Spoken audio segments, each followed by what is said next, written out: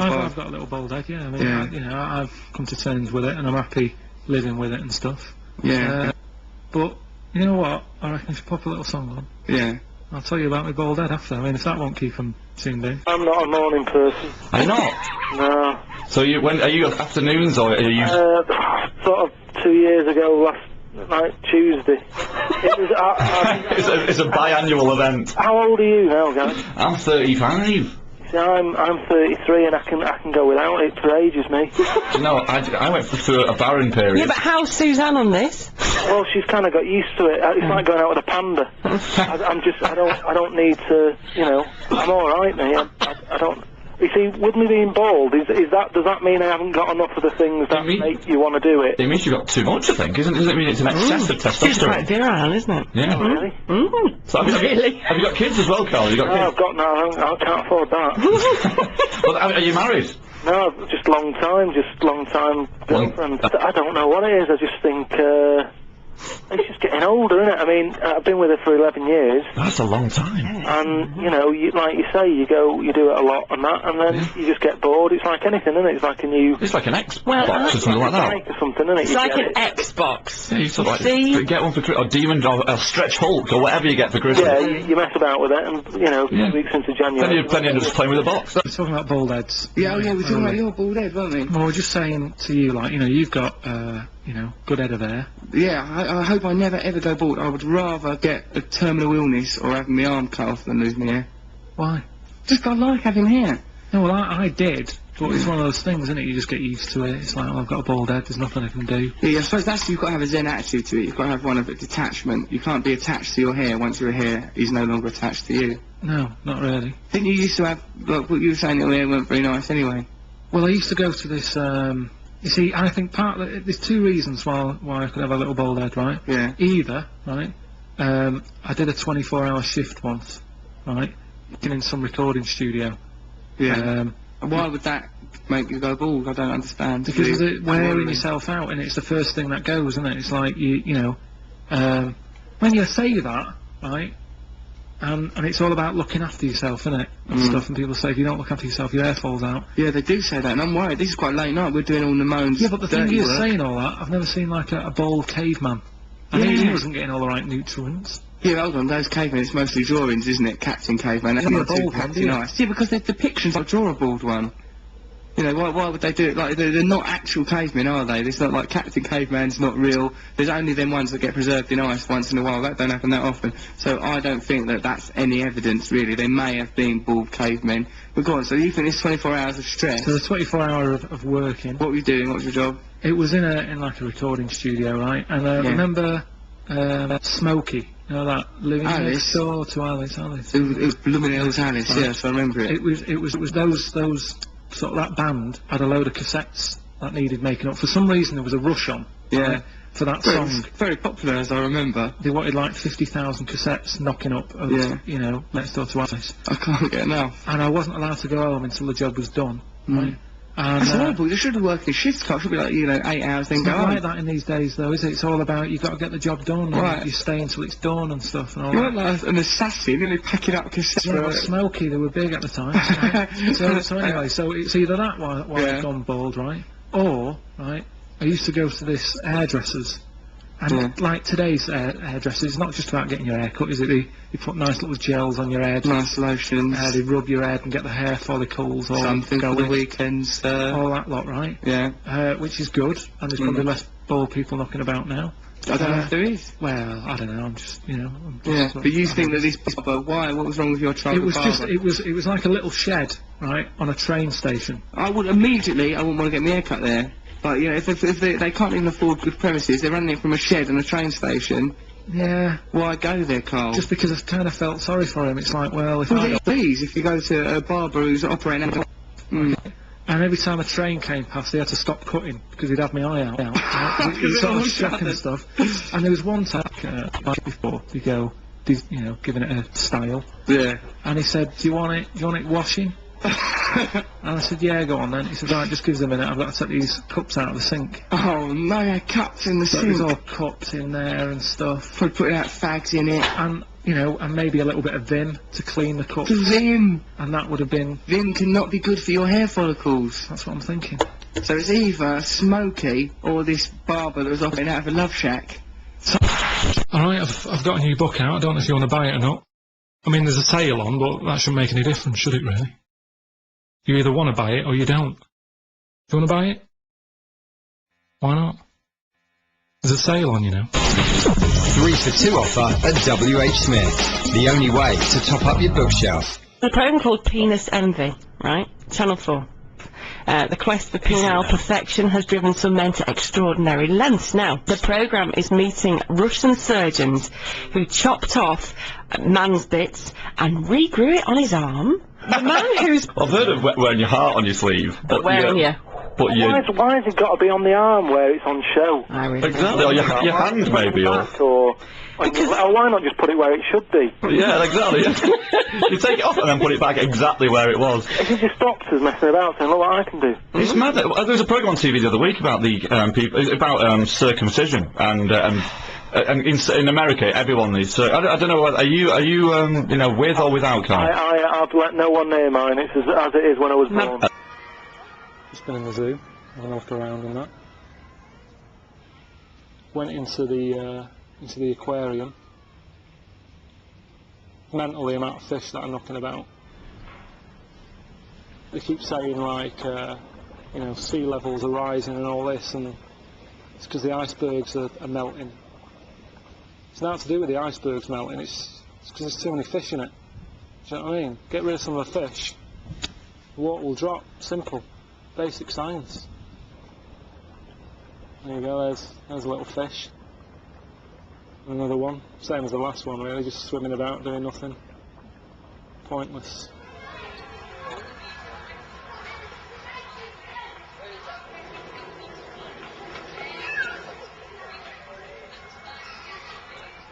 The weirdest thing that I saw in there is, it's got to be this. Right, look at that. Little sloth. It's called a sloth, right? Which suggests that it's lazy, and yet we're saving them. Look at it. I mean, the zoo shuts at like 5:30, right? So animals can have a kip. So by rights, that should be awake now. 14 quid a pay to come in here. Look, can't even be bothered opening its eyes. I don't know if it's cruel or not to sort of have them in there. You know what I mean? Look, that one's not stressed out. If you look at it, looks quite happy. So, don't know why they worry about it. It's the same the way people sort of moan about drugs being tested on animals. I sort of think, well, it depends, doesn't it? If the drug's aspirin and the monkey's got headache, is it tight? You know what I mean? I'm always looking on the internet, see what weird stuff's knocking about, because they're always finding new sort of, you know, new creatures and stuff. They found this spider in the jungle, right? 3 foot long, eats chicken. It's weird, isn't it? See, people moan saying, oh, you shouldn't lock animals up and all the rest of it, but to be honest, I wish it was locked up in there. The idea that that's roaming about in a jungle, get it locked up. And what's weird is, why have they only just found that? 3 foot long, do you know what I mean? It's, how have they missed that? Noah made a bit of an error when, you know, he saved everything. I would have had like a little checklist as they were all getting on. Do you know what I mean? Someone checking them out, quizzing them. Right, what's getting on here? Right, it's a giraffe. What did they do? Now, right, leave them. Next. I don't like Harry Potter. It's gone on to... What annoys me is, right, what's her name who wrote it? J.K. Rowling. Yeah. It annoys me how people can sort of keep bringing books out and dragging it out, because it's not a fish story. Yeah. It's kind of like, you know, the Bible or whatever. Yeah. There you go, read that. It's got a start, a middle and an end, enjoy it or whatever, leave it halfway through if you're not enjoying it. But this Harry Potter thing, she's just like, oh, I'll keep dragging it out. She's really dragging it out, isn't she? Let's get to the end. Let it go. Come on with it. That lad. But it's also that thing of where everybody's sort of got into it as well. I see people walking around London, walking, reading.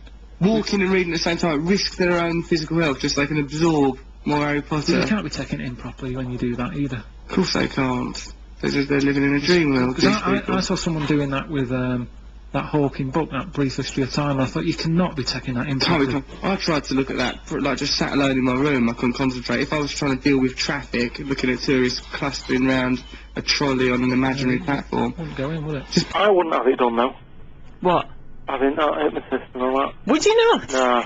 Do you believe in it? 'Cause I think you have to believe in it in order to succumb to the power of it. There's someone who I know, right, who he all had a night out at some like local pub, and he wasn't a good hypnotiser. He was one of them sort of, you know, he wasn't a Darren Brown. It was more of a, you know, making you do chicken noises and stuff. Yeah. And he did this thing on someone where he sort of made them nod off, right? Mm-hmm. And I'm trying to think what happened now, because I thought you were going to do it there. I thought you were slightly slowing down as you were describing that. And it happened to... I'd never let it happen. Tell you what it is. And they recorded it down at the pub on camcorder, right? And they took it back home, and to show all the other flatmates, and they were all sat there watching it. One of them nods off, right, at the back. They sort of turn round, and he's propped up against the wall asleep. Yeah. And they're going, bloody hell, like, look, it's worked on him, we're only watching a videotape. God, really? So anyway, they're going, anyway, we'll get him out of it in a minute. But the tape ran out, didn't get the end bit where he manages to get him out of it. Oh no, so he's perpetually... Well, they had to, like, phone up the pub or something and get his contact number. They had to come round and say, right, never let him watch that tape again. That's just not true, though, is it? Well, it is a sort of a story from a mate of a mate. Yeah, it's an urban legend, that one. I'm joined now by the brains behind what we should maybe be calling a cartoon. Welcome, Karl Pilkington. Oh, yeah, how are you? Thanks, I'm good, yeah, thanks for coming in. That's alright. So, Karl, tell us about the cartoon there. That's a world first, I think. Well, I only did it for the Culture Show, because I do a podcast, don't I? Which is like a radio show for the computer, and I just thought it'd be a bit boring if we played a clip from it. So I got my mate Laurie to sort of do a little cartoon, and your boss came up with the Carl-toon idea, which I thought was good, and yeah, I've just done that for you. I just thought it was quite topical with it being about global warming and that sort of thing. So listen, right, the download is doing pretty well. 10 million downloads. Something like that, yeah. But that isn't that many in terms of how many people are sort of on the world. Is that many in terms of what you expected to achieve? When we did it, we thought we'd have about 10,000. So we put it out there, and it's had loads of downloads and that in like Australia and America, and had an Eskimo and that download it. Really? That was weird. That was kind of cool. So yeah, it's out there for everyone. And do you think that you're kind of cash in on it now and megabucks? Yeah, I'm earning a few quid.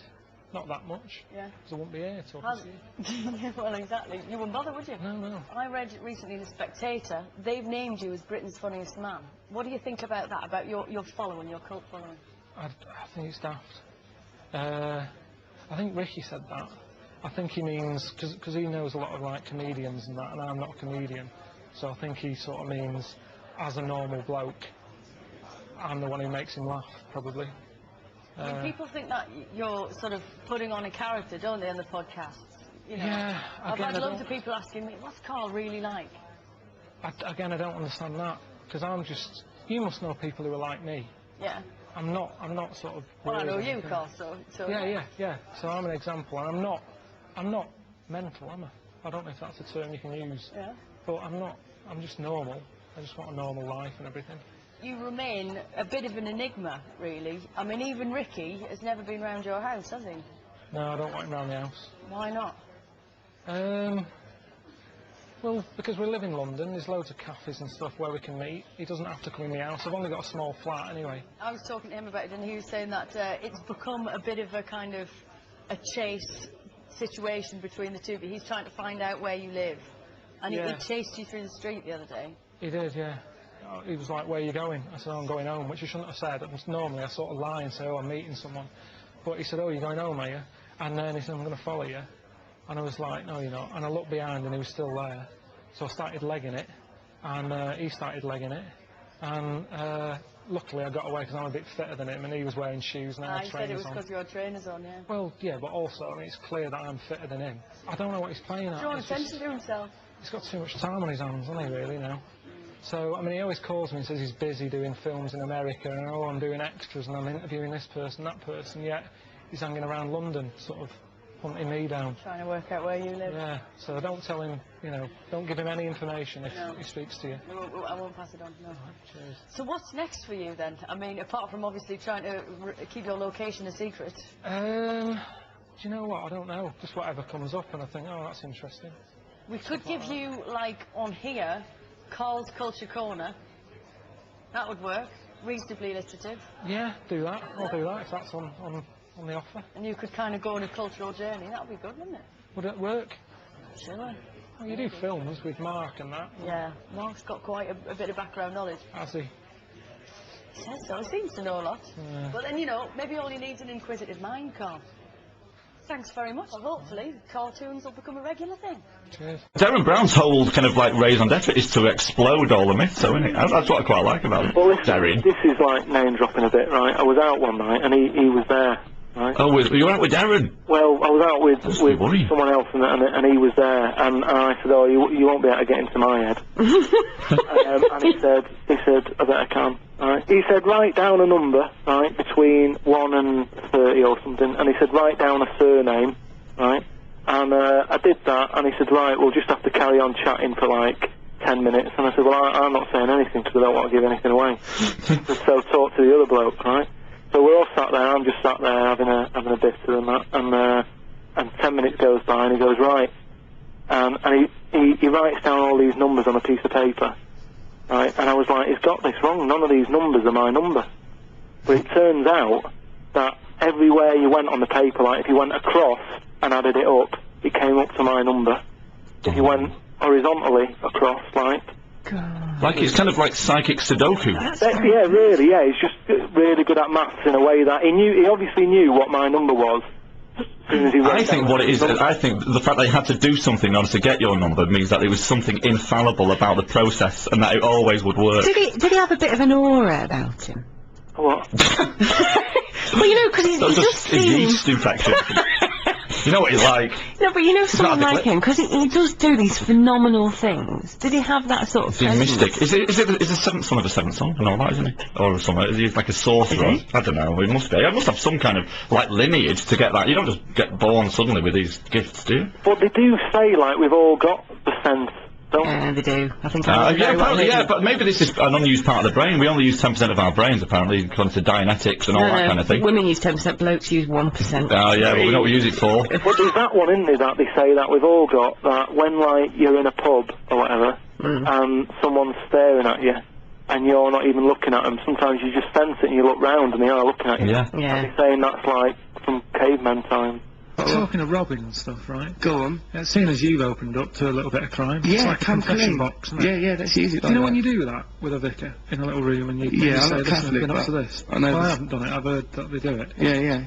Does the vicar ever say, well, look, I'll tell you something about me so you don't feel as bad? No, I don't think he does, because, like, what would he say? You know, I've got an interest in the young. He might, you know, what could he possibly say to make it better? Oh, fair enough. But no, I'm just... That's how it works anyway, Karl. No, I just wondered, I've never been... He's been absolved. He's, like, absolving, isn't it? Just by showing a bit of contrition, that's what it's called, and it's showing that you feel bad about these things. So a few Hail Marys, how's your fathers, or our fathers, you know, you're clean as a whistle, then you can go to the afterlife with a clean conscience. Like, but, you know, I don't want to sort of sit in a booth with a priest saying, I was stealing from an all-night garage. Also, Father, forgive me, I've been rummaging around in Phil Jupiter's drawers. Yeah. So I don't have to tell you a story then, because we've, you know... Tell us one. Like, you're not in the role of a priest, I don't think. I don't see how you could ever be cast in that position. Alright, well, But I'd like to hear a story of you robbing. I've robbed a few times. Go on. Nothing major. Mars bars and that.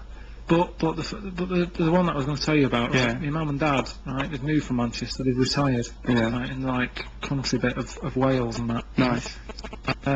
What they do there, it's a bit like the producers here, they don't want to stay there if they can shoot off home or have a night out, right? Yeah, like, exactly. Off she goes, leaving us in a lurch. Well, shops in Wales, because there's not that many people, they sort of go, look, you know, we'll pop some stuff in the phone box, right? Yeah. Leave your money on the phone, and we'll leave like bread and milk and papers and stuff in the phone box. You leave your money, and you know, pick it up tomorrow.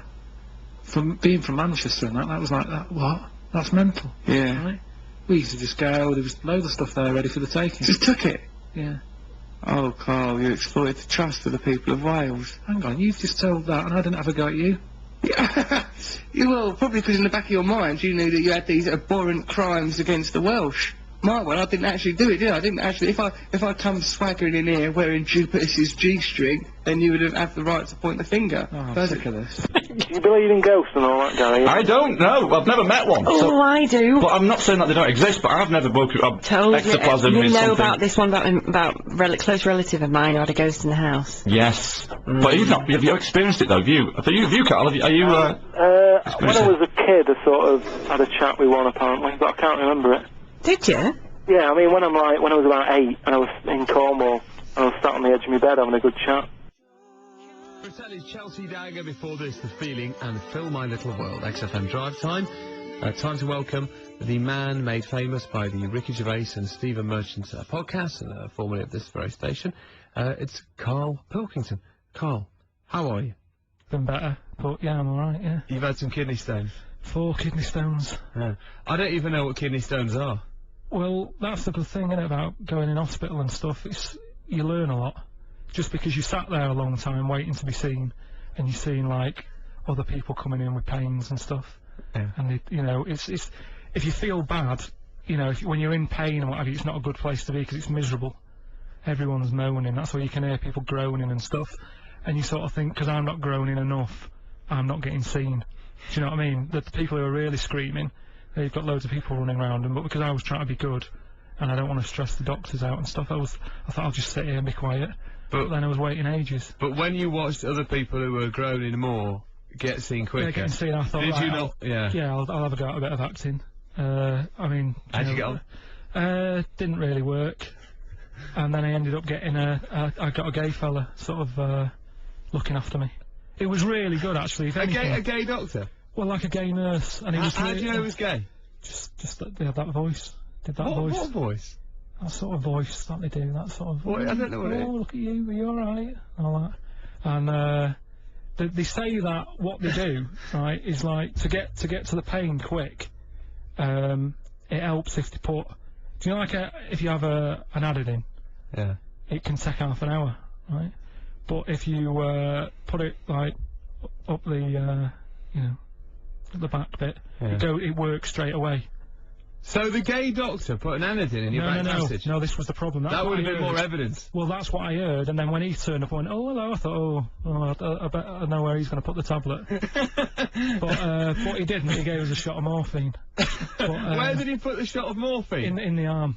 In the arm. Thank God. Yeah. When you go through these experiences like that, and I've been reading your book, of course, Yeah. which is out at the moment, You haven't mentioned it yet. the world of Karl Pilkington. I've mentioned it a lot, kind of in the build-up to your arrival, Right, yeah. so I'll plug it out on the show. But I imagine when you're in a situation like that with a gay doctor getting the kidney stones looked at, or when you're on holiday, in this book you talk about going on holiday and stuff, are you constantly looking for material? Are you aware that you're looking for material that you can use on the podcasts? No, because a lot of the time I don't remember things that I see until someone sort of talks about something. Because someone, like, the other day, Ricky sort of said, what was that thing you said? And I was like, what are you on about? And I find that it's hard to remember stuff because I'm saying it. Because I'm sort of talking and I'm saying what I'm saying, I'm thinking about the next thing I'm going to say, so you don't remember what you're saying. Right. It's like I'm talking over myself. So it's easy to remember what other people are saying and doing than it is to remember what you've done yourself. So say tomorrow I said, oh, that was very funny, that stuff I'd say, about what the doctor. You wouldn't necessarily know what I was talking about. No. Because I assume... Say like you now, you're saying that, I assume. Are you thinking that as you say it, or are you thinking about the next thing? No, normally what I'm doing is I say words to buy thinking time. So when I'm doing interviews, if I haven't necessarily fully formed the next question in my head, I'll just use words like I assume. But I haven't actually got anything that I've assumed. I'm just saying it as a filler. And as I say it, I'm not thinking about the meaning of it. I'm thinking, what's my next question? Yeah, see, that's when I just leave a gap. It's just nothing. It's easy that way, isn't it? Everyone knows where you stand. Transferring at the fallen XFM drugs on the wrist with Karl Pilkington is here.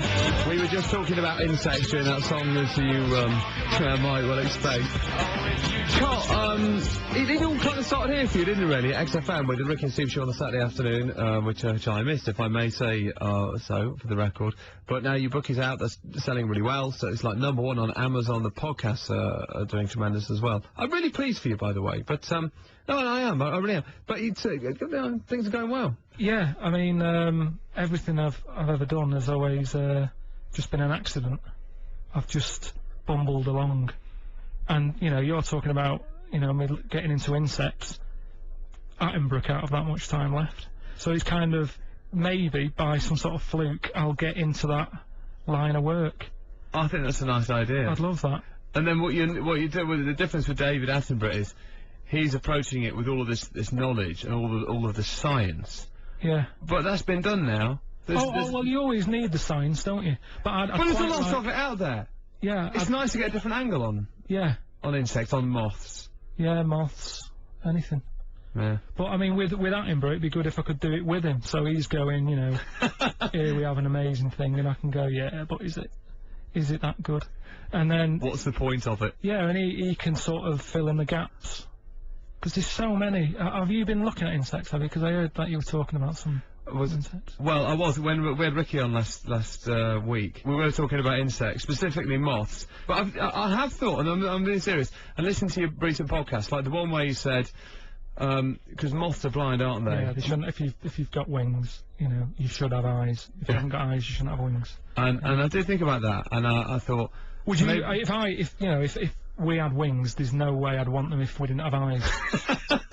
I always just put myself in the situation of that insect and think, would it be any good? Do you know what I mean? Yeah. I like the bit in the back of your book as well. Is it Suzanne, your girlfriend? Yeah. Where I'll use this space to say sorry to Suzanne that I have talked about her in the podcasts and I've said stuff about her hair and fat arse, but then people do say, write about what you know. They do, don't they? Yeah, they do. Does that bother her ever? Was she alright with that? She was a bit sort of caught out when I've shown her a copy of the finished thing, and she saw that. She said, what have you done there? And I said, well, you're always moaning, saying, you know, I'm slagging you off. I said, I'll give you a little mention. She's like, yeah, but you haven't. It's sort of backhanded. And I didn't realise, but it's too late then, isn't it? It's too late, it's in print. But she's alright, I think. Okay. And, you know, she can't really... She must be quite proud of you. I mean, this is you lot on the front of the book there. I imagine it'll sell quite well based on the success of the podcasts. It's doing alright, yeah, it's like, it's selling well on the internet and stuff, and, you know, the people who've been into the podcast have sort of been excited about it, and I hope they like it, because, you know, I put a lot of work into it. It's a lot of your doodles. Is that right? Doodles? Yeah, if you want, yeah. Is that downplaying them a bit? Drawings. Well, doodles, I don't know. What would you say that about Da Vinci? You know, that's a nice doodle you've done on the ceiling. Yeah. What are you now? What's your job? I don't know. I don't want to sort of label what I do, really, because I don't think, you know, some people say, oh... Would you ever describe yourself as a comedian? Definitely not. Broadcaster? I suppose the fact that I'm sat here talking to you means I'm a broadcaster. Author? Doodler? You're probably right. How do you sum that up? I don't know, no. Just a mixed bag. Alright, and the podcast is going to carry on. You're on Series 3 at the moment. Series 3. You do another series and she's just rolling on indefinitely. You definitely do Series 4 or not? Don't know. I mean, you know... You might not do Series 4. Well, how many insects are there? Do you know what I mean? I thought there's almost an infinite number of insects. You'd be surprised. There is a lot, but I think we've covered a lot of them. So, we'll just keep going. You're not certain that you'll do another series? No, it's about, you know, if we're still enjoying it and still having a laugh, then we'll do some. But, you know, that's why we do them, because we enjoy them. So, if Ricky gets bored, then he'll go, oh, I can't be bothered anymore. Alright, Ricky, you're not Ricky, you're Karl. Ricky, no, look at that, I just saw that name on that book and I got confused. Yeah, I'm just daydreaming about moths again. What were you thinking? Well, I was just visualising them bouncing off the walls, and it's a depressing life, isn't it? It's a rubbish life. Bouncing about. Can't see. It's just being blind. Anything blind is a grim. Would that be, if you were to be an insect, would that be the worst insect to be? Yeah, because nobody likes them either. They get a bad reputation, don't they? Yeah. Because they flutter quick, and people don't like them, and because they haven't got eyes, they fly into you. So it's like the worst nightmare for some people, and they break up really easy. So they die really easy. They don't serve any real function. I don't know what they do. I think they just, he can't be doing that much if it's blind. Do you know what I mean? You don't hear of many blind people who are doing a lot. And it must be the same in the insect kingdom. Wasn't it? Do you know what I mean? But, yeah, just that's, if I just want to leave you with a thought, that's just it, really. Everyone, you know, just keep your eyes open. Don't go blind. Unless you're a moth. Might as well shut them. Karl, thanks. Alright, so there. What about you, Karl? Well, I mean, what, are you asking if she's better looking than me? She's like... Yeah, I'm just wondering, yeah, that's kind of what I'm asking. I mean, she's got hair and everything. Oh, So she's got that on me. I know it's not a competition, is it? I don't really quite know why I asked. I'm trying to think now. I mean, like you say, after a long time, you don't you don't see them in the same way, do you? Because you're used to seeing them. Yeah, it's like if you have a flash car or something. Yeah. You, after a bit, it's like, well, it's just my car, isn't it? Or if you buy a painting, you put it up on the wall. That's it. And you don't even see after it, do you? So sometimes I wish that, just for like 10 minutes, I didn't know her. And then I walk in and she's there, and then I go, right, what do I think of her now? That might be a really good opportunity for hypnotists and so on to erase, just temporarily, the memory of your spouse. I thought about this the other day, right? You know, like they're running out of TV shows and stuff. Come up with an idea, right? Someone out there might hear this and they can have it, I'm not bothered, right? But what I'm thinking is, like blind date. Oh, yeah. Move it on a bit, and what you do, right, is have your person who's picking, but all they can see are like skeletons that are like X-rays. Oh, right, so it's physiological, we'll have to guess. So you look at the skeleton, at the end of the day, we're all the same underneath, aren't we, in a way? Yeah. Well, it's not all. The elephant man or something. But like, all skeletons sort of, you've got an head and everything. And you just chat to them and you see the skeleton moving about and you decide. Based upon the movements. Yeah. And answers. Yeah. What do you think of that? I don't know whether you'd need to see the skeletons, because I suppose one skeleton looks pretty much like another, I suppose. But when did all that happen? When did suddenly, like, someone decide what stuff's sexy to wear and stuff? Because like when I walk through Soho and that in London, I walk past, Ann Summers and places like that, and they have all these nurses' outfits or air hostess outfits. Who's decided that they're... What's meant to be sexy about a nurse's outfit? Got some little... I don't want you to say he's not wearing anything. Maybe not. I don't know. Where are you at the minute? Are you at home? Yeah, I'm at home, but I've got some tracky bottoms on. Oh, he's walking about with nothing on just in case. You never know what's going to happen, do you? Exactly, yeah. Tracky bottoms have got quick release, so you can have them on or off. It's easy, bang. I'm happy with them on. You can fight or flight or whatever in tracky bottoms. That's the good thing. With me, especially, because I've got no hair and that, the way I look now... Do you wear anything to disguise this, Karl? What? Nah, I mean, does anyone anymore wear a wig? I don't think Oh, with a toupee. I think Terry Wogan may do, although, again, this is alleged. Well, all I'm saying is, Suzanne knows that no matter what, if I'm swimming, this is how I look. If I'm out in the wind, this is me. If I'm out on a posh night out, there's nothing I do. That'd be a great load of photographs. This is me in the wind. This is me slightly damp. It always just looks the same. No hair to blow about, no hairstyle. I don't understand why you're a day forward and not like a day back or something. I don't know who decided. Yeah, well, that is sort of this part of the world happened first, isn't it? Weren't you? You're quite new, aren't you? Well, in a way, it's not 2006 where you are. You're a bit behind, aren't you? Well, Karl, talking to Karl Pilkington here. Karl, this is one of the weirdest things, and this actually does my head in, because when I talk to overseas people a lot, actually you guys are living in a different time warp than us. We are actually living in the future, and you guys are living in the, way in the background. I know, if the world sort of blows up or anything, you've sort of had an extra day than everyone else. Well, it's a bit annoying, that. Well, apparently... It's a disaster. Well,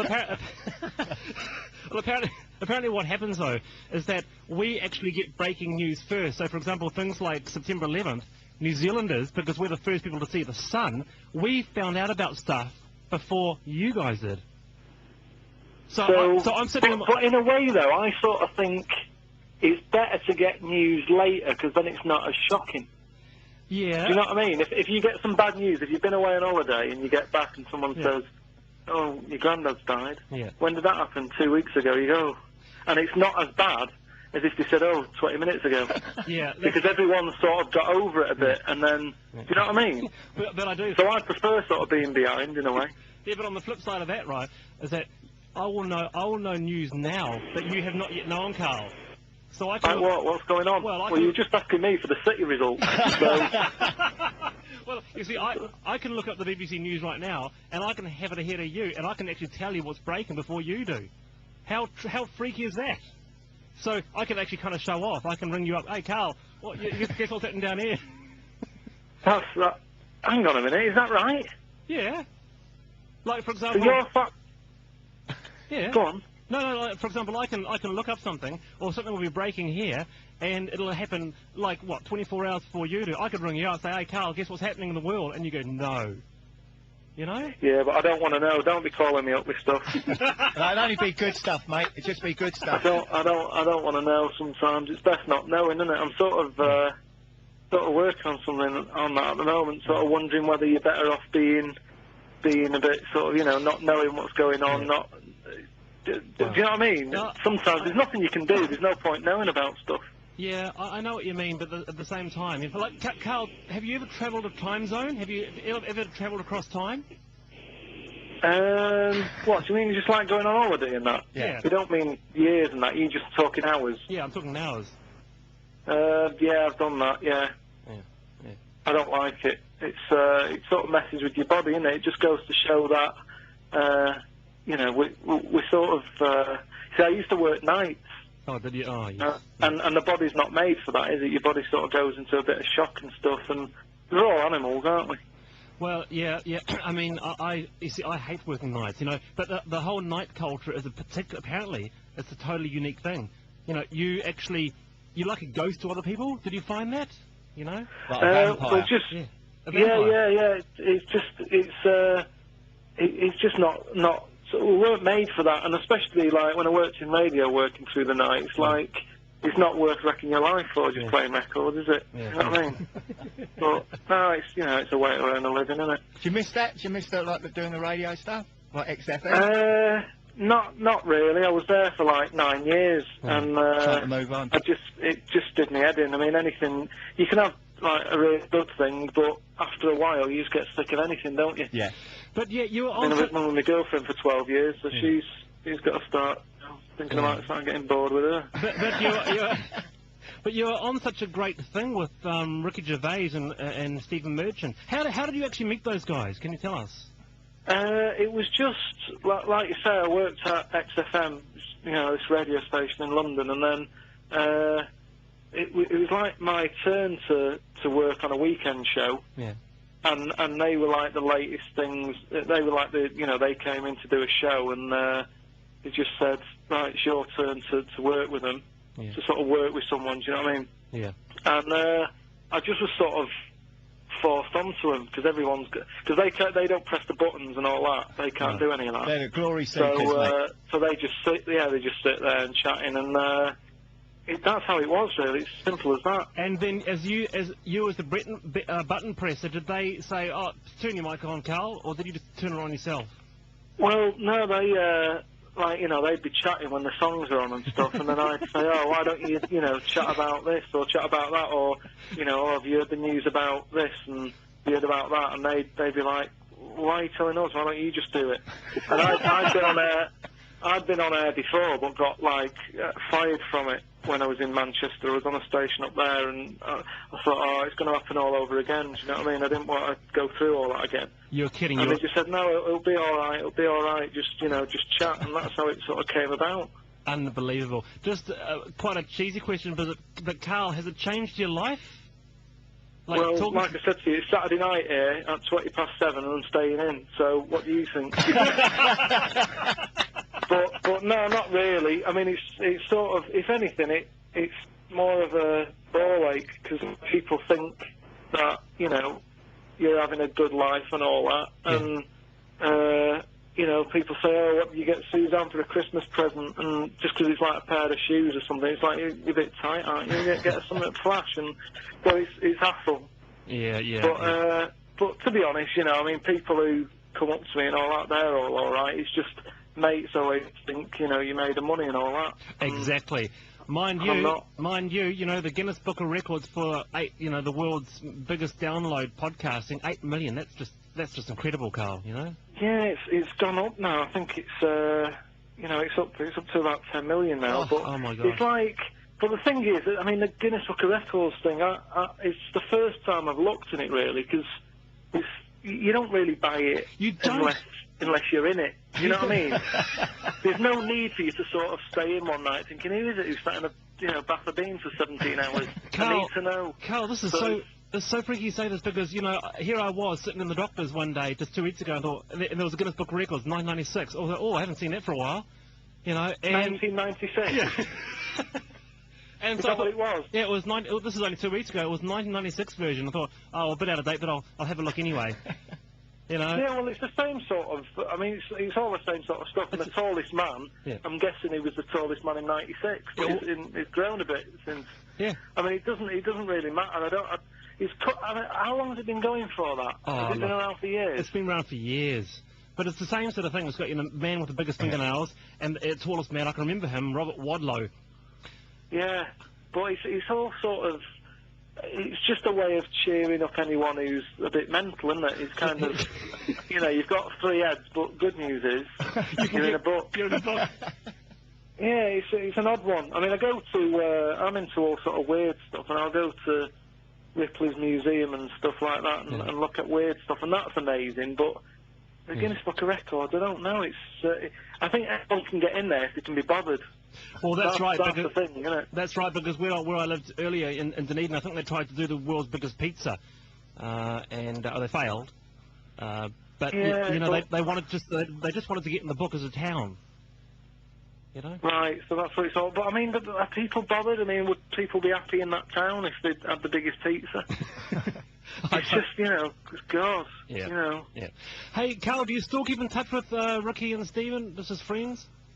Oh yeah, I mean, Ricky's in New York at the moment, so he still manages to call up like twice a day and what have you.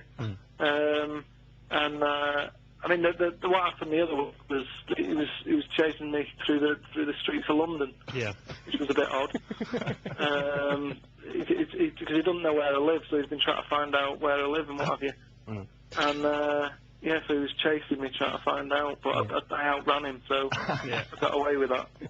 Hey, yeah, and Steve's all right. Steve won an award the other night for some actor or something. I don't know what it was, but he won something. Yeah. So he's happy. Hey, well, I really enjoyed the book, Karl. Well, it's all right, isn't it? I never thought I'd have a book out. It's you know, I didn't do that well at school and that, you should probably know, and then to sort of see this book on a shelf, it's a bit weird. Yeah. And of course your dad will take it down off the shelf, or your mum will take it down and think, oh, Karl. Yeah, where's the next one? My mum's happy with it. She's pretty chuffed, but my dad's sort of, he's kind of like, you know, who's going to buy that? Now we must look to the future, Karl, right? Like, so it's going to be 2006 any minute. Some things we know for a fact are going to happen are there's going to be a World Cup in Germany in June. We know that's definitely happening. Yeah. What did you say is definitely happening? 2036, world's going to end. We've got that to look forward to. Armageddon. Right, because a meteor's going to hit Earth. That's what you think. Something like that, yeah. But they're always, and they do, like naysayers are always saying the world's about to end, aren't they? Well, they are, but what worries me is nobody seems to be trying to sort it out. What can we do, Karl, if a meteorite's going to strike the planet? I mean, time whizzes by, doesn't it? This year went really quick. It did, didn't it? And people who are looking out for meteorites and that are probably going, oh, I've got a bit of time on this. Yeah. Don't worry about it yet. And before you know it... Just have another look at Orion's belt for a bit. There's going to be all that going on. And then 2036, you know, it's going to be like that Deep Impact film, isn't it? Yes, it's going to be awful. We're all panicking and that. Oh. Yeah. The wood spider is the most accomplished of all web-building species. Recently, scientists gave these tiny creatures a variety of psychoactive drugs to observe their effects on web building. When given a minute dose of LSD, the spider's web took on an unfamiliar minimalist structure. When given caffeine, the web structure was not affected, but the spider's behaviour was. Given THC, the active ingredient in marijuana, the spider didn't build a web, it built a hammock, where it lay all day and watched the caffeine spider go. When given alcohol, the spider built a web, found a mate, and raised over 100 young.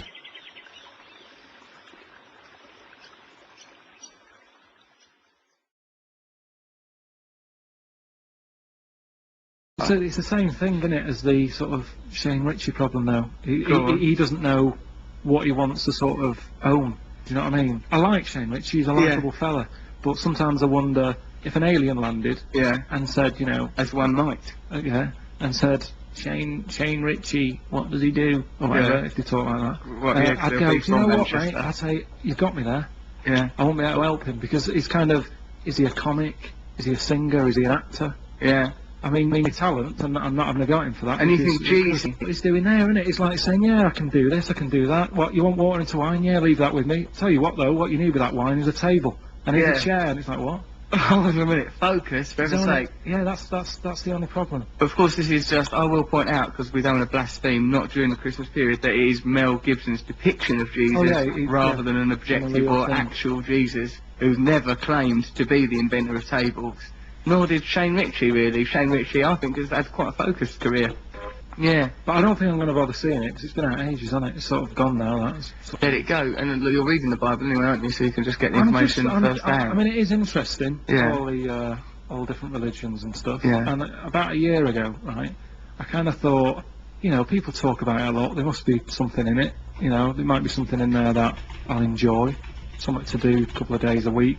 Yeah. I like stories. And a lot of it, parables, stories, and that. Fables and all that. Fables. Right? Yeah, I could get into it. And I was looking at different religions, and I thought, what I'll do, I'll just try them all out, and sort of find out, you know, which one, sort of, do you have to give the most time to? Because I didn't want anything that was overpowering. Right. Yeah. Well, that's the thing with a religious faith. You don't want to have to devote too much time to it. Too much time. I didn't want to have to get up too early for it, but. You know, I'd be willing to help people out, and I think at the end of the day, if you're prepared to do that, then you're onto a winner. Yeah, fair enough. So I didn't get that far into it. I saw a little buddies fella, because I thought they always seem happy, and stuff. Yeah. I've got a bald head anyway. Right? Fair enough. You're on the way.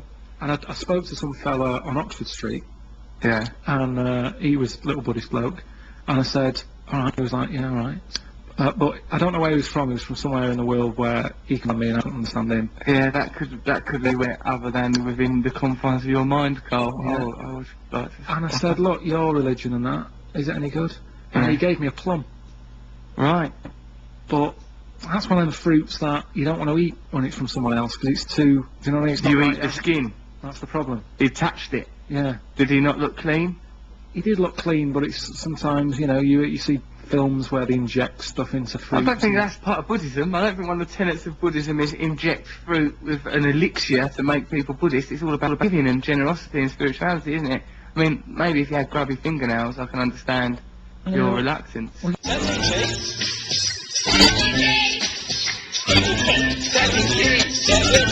Tea's brilliant. That's why Tetley makes tea for everyone. From extra strong to green, from peppermint to decaf. Tetley tea.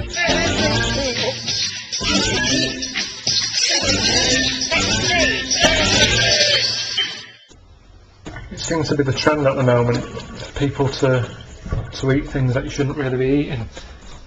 Octopus. They say, oh, it's best if you eat them alive or something, right? And there's been stories of people who've been eating them, and because they're still alive, the legs are like, you know, you get round the neck and what have you, inside, and they choke you. Why would you want to eat that? If you're going to eat a live animal, don't eat one that's got 8 arms that can get hold of your neck. I could understand it if we've run out of everything else, right? Alright, what's left? Octopus. Go on then, I'll have a leg. But there's no need to be eating that at this moment in time. I hadn't had pasta till I was about 24. Now kids are having all this stuff. We were away for a weekend a couple of weeks ago. Sat in a restaurant. Some kid asked for sorbet. He's only about 11. Just the amount of juices they've got now as well. When I was a kid, it was just, you just had the one choice, you had orange. Now you look at it, it's like you've got apple juice, you've got pineapple, cranberry. Saw a carrot juice the other day. Out of all the bits of food that are out there, I would not think about getting juice out of a carrot.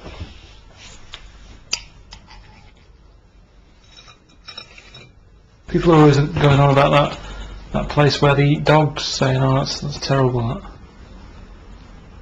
But I don't think it's that bad. As long as it's, it's their own dog. If we're eating octopuses, why are dogs getting away with it? Karl does these competitions, Rockbusters, is that what you call them? Call it Rockbusters, yeah. Right, I'll just give you a little taste of how it works. Go on. If you haven't heard it and you don't know what goes on. Yes, go on. Basically, right, I give you some initials Yeah. of an artist or a band or something, Yeah. and then there's a cryptic clue, Cryptic, is it? sort of cryptic-ish, Mm. right, that gives a clue as to that band or artist. Mm. Right, it sort of makes up the title of the song. Okay, So for if I said to example. you, if I said, I gave you the initials ND, Yes, ND. and then I say, what would I say? Say something like, oh, that garden tool, it's not yours, that, right? That garden tool is not yours, and we know that the initials are ND. And that would be, Right, so that'd be like, what's a garden tool? garden tool, I don't know, a hoe, a spade, Well, you can a pick any, shovel. but the one I'm thinking about is Yeah. a rake. Right. It's not yours. What you're doing with that, you've stolen that. Right? You- So or that's, you- that's nicked. Nicked Yeah. Drake. Nick Drake. Brilliant. Nick Okay, Drake. so this is that's the competition, and like if you can, that's not an actual one. That's just an example. I don't know the answer, so I'm going to be playing along as well. The prizes are essentially it's Karl's DVD clear out, right? It's DVDs that you've watched or you're bored of. Yeah. Right, one DVD is The Day After Tomorrow. What have we got against that? It's just, I mean, I like sort of weird things that happen on the planet. Anything with a tornado in it, Mm. or bad weather, and Yeah. all that. I love all that, but I've seen it. Don't want to watch it again. Right, so that's one prize. You probably win in phone booth, Colin Farrell film. What? Enjoyed that, but I watched it once, loved it. Yeah. Watched it to see if there was any flaws in it, any little holes and that I could say, oh, yeah, there. Couldn't Troubleshooting. find any. Yeah. The only bad thing with that is, I don't know if you've seen it, but it's basically the message is, don't pick up the phone or Don't help others. Yeah, that's all. Yeah. Don't pick up the phone, that's the central message. I wouldn't mind that, I'll be in the running for that, 'cause I've not seen either of those, but Nighty Night by Julia Davis, that DVD, that's still in its cellophane wrapping, that's nice, isn't it? Yeah, I thought I'd left it too late. It's sort of been and gone. Right, the bus has gone, it's right, and then you've got Marion and Jeff and The Life Aquatic. I've seen The Life Aquatic, that's a really good film, why are you giving that away? Didn't like it. It was all It's sort of, beautiful, I've really enjoyed it, it's What do you mean visually it's beautiful? stunning. Yeah, I know, but that isn't enough in a film, is it? It's visually stunning. Well, it's not about that. If that's the case, I wouldn't like The Elephant Man. Right. He's not visually, a Yeah. good-looking fella, but it's a brilliant film. Yeah, it's a beautiful, brilliant film, isn't it? Very moving, I love touching, noble, wonderful man. Alright, but we'll talk about The Elephant Man later, definitely. Oh, and also another prize, Steph, our producer's got these Pink Floyd books. Oh, she's holding them now. It's nice to have her. She'll probably clear off to a party, I would have thought. Within half an hour, she'll be sick and tired of us, leaving us like orphans. Thank you very much, Steph. Right, these Pink Floyd books, Dark Side of the Moon, The Making of Pink Floyd's masterpiece. Oh, that'd be alright. So yeah, it's like 3 copies of that. So if you can answer Karl's cryptic Rockbuster, also I'm going to be in the running. So, but if I get one right, I'll take it. But I won't take all the prizes, and also I might not get any right. So go on, what's the clue? Do you know what I think we should do, right? Mm. Because people will be loving this. Yeah. Let them get some pen and paper and that, right? Right, and then we'll do it And after. we'll do it after the next track. Right, after this chat then. Six Music, Russell Brand, standing in for the moment with Karl Pilkington, who just said that he reckons that he could have Emiliana Torini's voice playing in his head at all times. Don't you think it would eventually, though, it'll start to annoy you, wouldn't it? No, it's soothing, isn't it? Alright, but say you don't want to be soothed, perhaps you're entering into a bout of aggressive lovemaking with your partner, and you've got Emiliana Torini's 20-year-old, all gentle, and that might Maybe be just, off. what I didn't tell you is I've got a little volume knob on the side of my head. You turn it Just down. a bit, yeah. Well, no, but that's you've undermined the premise. You said you wanted it at all times. Who wouldn't you like to have in your mind at all times? Musically. Ice Cube. Something like that. Ice Angry. Cube, Make Him Angry. Insecure. I don't like any song when you can't hear what they're telling you. Right. Do you know what I mean? You like it to be clear. You like there to be clear narratives, which is why Yeah. about every 10 minutes you bring up your love of In the Ghetto. In the Ghetto Elvis, brilliant. You can hear it, there's a story, it's got a start, middle and end. But all Yeah. it's rap, I can't hear what they're saying. Right. Opera. Oh. With, rap and stuff. Opera, the same problem, isn't it? Right, yeah. And I've got Moaning this, on, but that's moaning that's on. in Italian or German or something. Just like very clearly to know what's going on. Yeah. Alright, and yet you see fit yourself to pose riddles for others, like your patented Rockbusters. Come on, what's the first Rockbuster? You can win like a variety of DVDs and books and that. Also, what I'd like you to do, right, if you're having a little bit of a listen, you can text in with whose voice would you most like to have going on in your mind all the time, and whose would you least like to have going on all the time inside your mind, and also which DVD you might like to win. And of course, you've got to answer the Rockbuster inquiry. What is it then? Right, and so there's 3 little clues. Will we do... But to get one, I think we should just do one at a time, don't you? Well, we should have thought this through, shouldn't we? Do all 3. Do what you're all 3. happy. Go with your instincts. You're the creator of the Rockbuster. I don't want it ever to be said that I've impeded We'll you. do all 3, right? But we won't say who the winner is until after midnight. Is that fair enough? Alright, fair enough. We'll just keep people hanging on. Well, that's what you do in the radio and that. Yeah. You're a cruel, cold man. Alright, let's hear these clues then. Listen then. So the first clue, right? The Scottish fella can't get into his emails. Scottish fella can't get into... What's the initials? KL. KL. Scottish fella can't get into his emails. Now, the Scottish fella, forget, he's not an artist who's Scottish and that. You've just got to look at that clue and think about, right... Scottish fella, Flamish, something like that. You could, think about the way they speak, or could be... Do you know what I mean? It really cryptic, right? Really I mean, sometimes it's easier just to look at the initials and go, who could that be, and then think about the clue after. Afterwards, think about the initials first. Are they so bad that sometimes you just think, well, you've wasted an hour of my life? Well, we'll see. I'll let you decide that when I give you the answers and that. You might, go mental. Brilliant. Alright, so that's the first one. Right? Okay, what else? Second one. Yeah. If you get, like, a light bulb, right, yeah, you look after that light bulb, it's young. Yeah. And, you look after it, you teach it stuff. Yeah. What's going on there? Right, what are you doing? And the initials are? R. Just R. Just R, yeah. Looking after the light bulb, nurture it, treasure it when it's young, the initial is just R. If you can answer, if you know the answer, these are baffling to me, but if you know the answer, you could be winning the Life Aquatic, Nighty Night, or the Making of Dark Side of the Moon. I've just had a look at that, it's really interesting. Yeah. And what's the third? The last one is, the Australian fella picks 2 men. The Australian fella picks 2 men. Yeah. Initials are... Okay, so... Okay, let's go quickly go through, right? So the first one, the Scottish fella can't get into his emails. What's going on and there? And the initials are KL. Right, okay. Second one, you get a bulb. Yeah. Right. You look after it. Yeah. Right. While it's young, you nurture it. And that, you nurture it, and that you're teaching it stuff. What's going on there? Yeah. Initial R. Right. R. Third one, the Australian fella picks 2 men. Right, Australian fella picks 2 men. Okay, so those are the 3 clues. E is a letter for that one. You can text us on 64046, or you can give us a call if you like on 08700 100 600. We'll get you right on the air.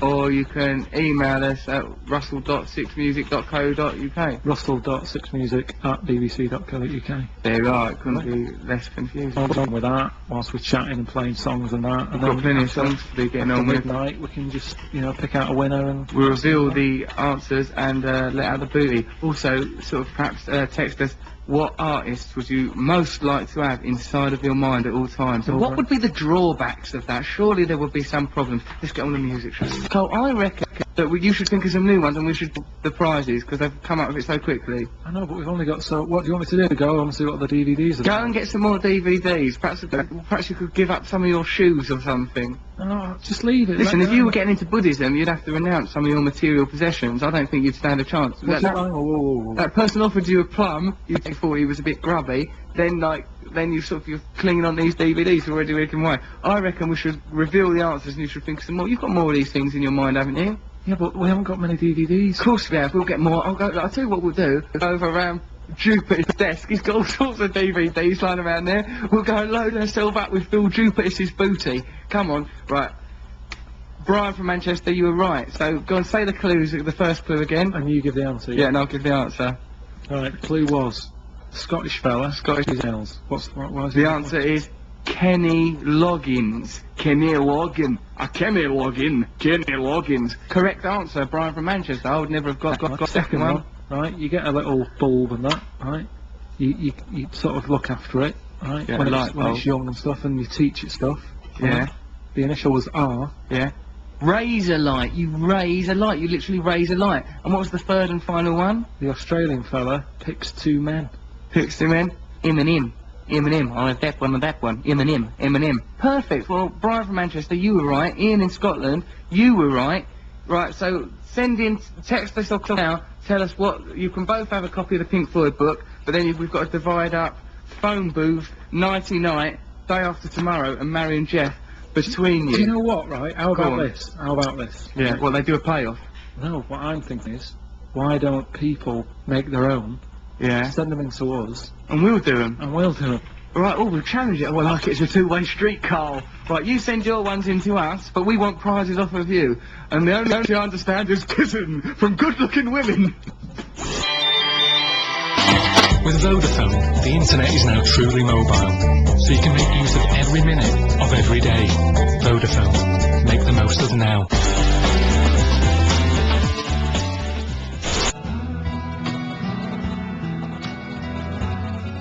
I've got my new book out. I don't know if you've seen it or not, you probably haven't. But it's all a bit strange because it was never part of my plan to bring a book out.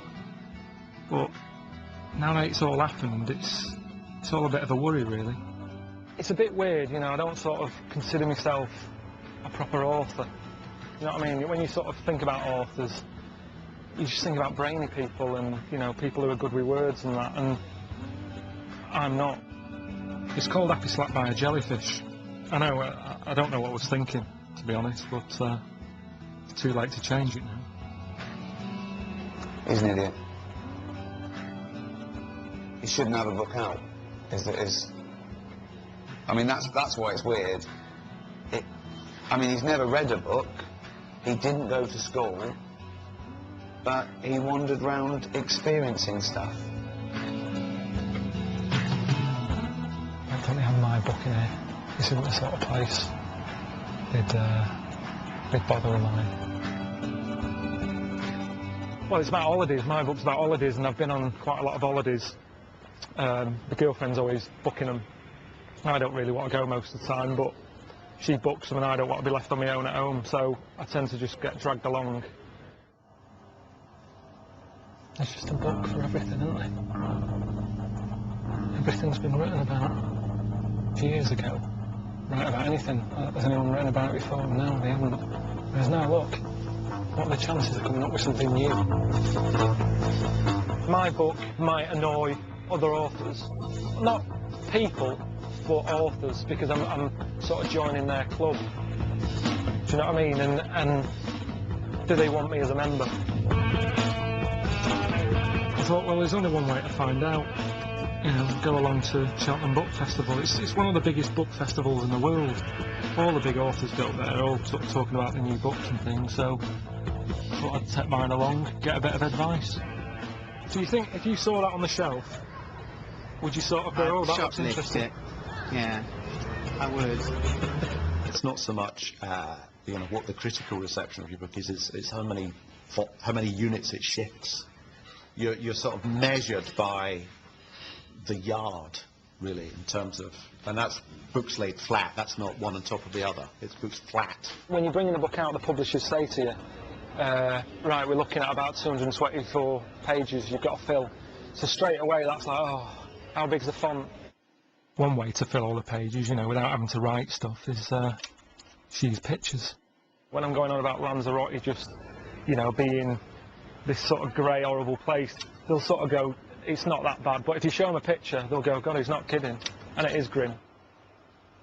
The woman on the coach trip said that's where they filmed Planet of the Apes. I don't know if she was lying. But kind of like, you know, so what? You know what I mean? Planet of the Apes, it's a good film, but I never watched it and thought, oh, I'd like to go there on holiday.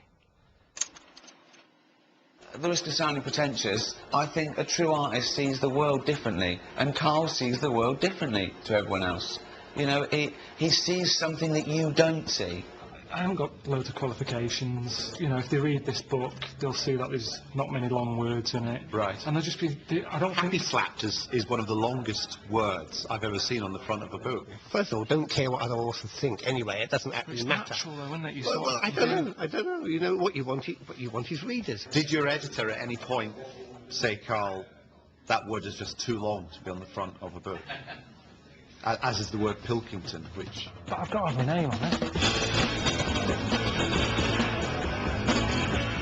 I suppose it's been worth coming down here just because I've seen, you know, how much work is involved being with, you know, being an author. It's not just about writing it all out, you've then got to push it. Might as well be working on a market, really. Look at it. These are all the people coming in to buy it. I don't know where we're going on holiday. You know what I mean? It's been about a bit. Thanks a lot. It's just one of the sea. Which, you know, I do like the sea, I like walking by it and everything, but you wouldn't get me going in it. I went away on holiday one year and was stung by a jellyfish. There I was minding my own business, and this jellyfish just I didn't see it coming, just grabbed my foot, stung it, disappeared again. I'd done nothing wrong. I suppose one thing I learnt here was that, you know, doing book signings and that, it's a good way to meet your fans, isn't it? Do you know what I mean? I mean, look at Michael there, he's loving it. Loads of people are into what he's doing. This key's a bit bigger than mine. Not quite sure it's working for me just yet, though. The fact of the matter is, you know, 2% of people sell at any one publisher, and the other 98% don't. And so the people that sell, like Jordan and Jodie Picoult and people like that, support everybody else. I wouldn't feel guilty about that because they're raking it in, so who cares, you know? Now, I think any opportunity to publish a book, take it. I genuinely don't know if he knows what he's doing or if it's intuitive, but it doesn't matter. It just doesn't matter. It's just funny. There's nothing like this, is there? I think it's great. I think it's absolutely brilliant. Don't even know what that is. Happy Slapped by a Jellyfish and Flanimals, still available. Award winning. Sort of. No. Looks alright, though.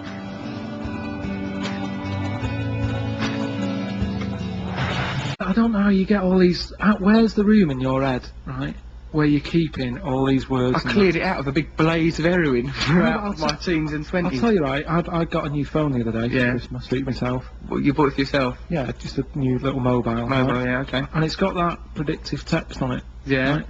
And I'm sure that my new phone is brainier than me, right? I won't dispute that. I reckon we should let it co-host the rest of the show. No, I was probably sending a text to you, and I was putting in ain't, right? As in like I ain't got a clue. He's not, ain't, and I put in ain't, looked at the screen, and it had brought up biotechnology. It brought up biotechnology? Who's sending that on a text? Well, possibly terrorists. I mean, so like, I think it's good that it's anticipated that. You were trying to say ain't. It works on everyone's phone. It'd be interesting to see if differently than others, really. Because you know that a machine somewhere in the world, some computer machine, my phone's a daft that it interferes with my life. What do you say if you put in ain't? Just try and... oh, I can't be bothered, Russell. Alright, well, let's try it. We'll do it now. Let's just put in ain't now. A-I-N-T. Ain't.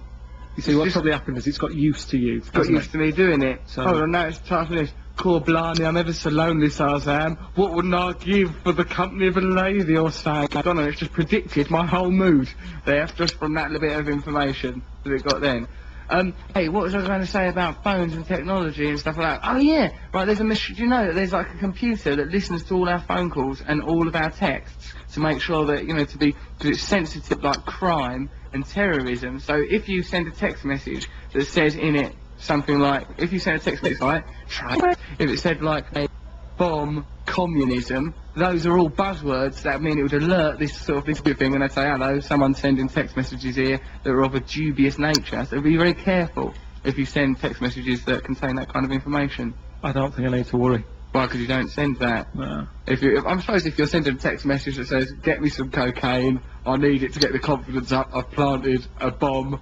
Also, we ought to consider the Communist Manifesto, then perhaps the CIA should keep their eyes peeled. Mine probably won't say it, it'd say something else. Like biological, something or other. It's just recalcitrant, uppity fool, you, Karl. I'm glad it stepped in. What I'm thinking is, right, if we say, oh, we'll get some signed DVDs, right, it's not going to happen for the next week because it's New Year and stuff, we're not going to, right? And then it's just that long wait. I remember when I was a kid, right, and like I joined the Dennis the Menace fan club. With right? Rubino. Filled it out and Yeah. that, and every day. Oh, it was an interminable wait, wasn't it? It just went on and on. Within 28 days, I was driven mad. I want me national badge. And that's what I'm thinking, you know. Rory, who's sending a lot of texts. Good old Rory, God he's bless good, him. He's good, he's been there every night for us, supporting us. He's right? been a rock for us, Well, Rory. say if he took part, and his days are going by, and he's getting up every morning, looking out at the postman, going, "Where's my post, sir?"